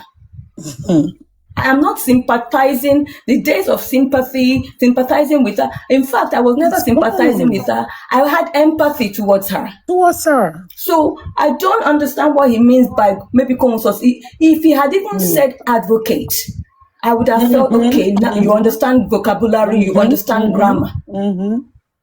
You now say, maybe even call them sympathizers. Excuse me, we are not sympathizers. We are advocating and empowering a young woman. Oyibo is the problem. Because people speak big English. Prof, go on, sis. My brother. I just wanted to add this, that did you see how he kept repeating that they are pushing the K-Crown? Yes, now he kept saying it. Sherry, I've said my 2 cents. K-Crown is an adult. He should do whatever he chooses to do with the advice he's received.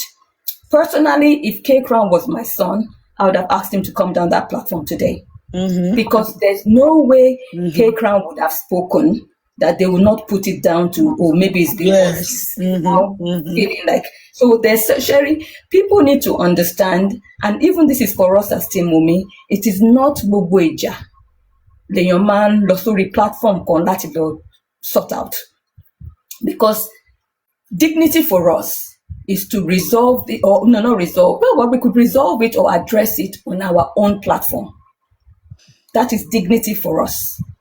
Because at that time, he was speaking as though he had no clue. He even said, as though the girl wasn't being bullied. What brought me to J4M for Wumi was the graveside. The way the pastor smacked her hand when she was trying to pour the sand. The way the pastor was saying, pour it, the attitude, the disposition to the girl when her husband was being lowered. What also did it for me was when Iyalolade said, so the problem, the issues already began at the graveside, because at the graveside, people could be overheard saying, when she comes here today, we take all the property, we take the cars. Those were the conversations at the graveside. So I don't know when this boy came into J4M that he's now saying, how many platforms has he visited to say, don't say this about Liam? I don't even want to address it yet, but one thing I want to say to people who have said, I haven't bullied Kiniko, I haven't done this. When we train schools in the UK, and when we train children, for those of you who have children abroad, even in anywhere abroad, I'm sure they do the same thing. There's something called a bystander effect. So if you're on a platform where they're cursing somebody or they're bullying somebody and you say nothing, even if it's just a comment to say, I disagree with you, if you say nothing, then it's a bystander effect. You're just as bad as the bully. And when an investigation is done in the UK on bullying, your quiet means consent. you are also addressed, even though your own consequence might not be as much as the bullies, but you're also educated and given an awareness on anti-bullying. That's the way it works. Nigerians have a long way to go. So for someone to say, bring where I said, if you have done a profile that sort of implies or anything about that child, you have bullied that child. Anything that stigmatizes that child, you have bullied it. Who was it on Latif platform the other time that said something like, is it a label or something? Something like it, there's a mark on the child. Who was that person that said there will be a mark on the child? Because I thought it was engineer, but it might not be. But there was somebody who said something like, Omoye will be going around with something. If you were actually not bullying, the child or intending to bully the child, you could have said it differently as to, we all need to stop this so that that child does not have a stigmatization. Engineer also. Engineer, you are giving baby soft like Binujo. You gave me 3 or 7 days, Abi. Ma worry, I'm a beko jadi. Sherry, the thing is, it's not what you say, it's how you say it. Because you could have said, if we all stop insulting this little child, then he won't be left with a stigma. That is a different thing. But for you to say, well, if they like, they should do DNA, they should not do DNA, and stigma on him. That is not the nicest thing to say, irrespective of what you're trying to achieve. And that's the problem I have majority of Nigerians. I don't want to be a preacher here. They don't know how to communicate. They don't know how to speak. And I'm finding that a lot of people are trying to use big words because they feel they need to do a bit extra to belong. No. Sometimes the simplest of English makes more sense. There was one guy that was speaking on Candy's platform the other day. Towasoke D1 was engaging the guy. That guy was making much more sense than anybody that was phone speaking. Presidency. No, not presidency. It was the guy he's not somebody that comes up, but he came up to talk about this VDM thing. Then about politics. Then somebody told him, you were telling him Candy Soro politics. He was talking about, it doesn't come up. He said he had married somebody, something. He's not somebody. I don't know. It wasn't Shegun. It's not one of our own people. It is for me, but it doesn't normally come up. It is like sort of Benpe Ibo. He was speaking, Boya Vincent, something like that. He was speaking on Candy's platform, but he was making so much sense. I had to even gift him that day. It was making so much sense. So please, people, I know J4M, everybody wants to blow grammar. It's not. We're all different. That change of name that engineer did to still throw jab at that boy every time, even up till today. They still use it. They still refer to it when they want to throw jabs at that boy. And when you understand, because bullying is not just when you hit somebody, it can be verbal, it can be emotional, it can be physical as well. And under physical is, all the touch, but emotional bullying is there as well. The words you say, the things you imply, those are all forms of bullying. If they wanted to treat it as a case here in the UK, there's so many things to screw people with. But anyway,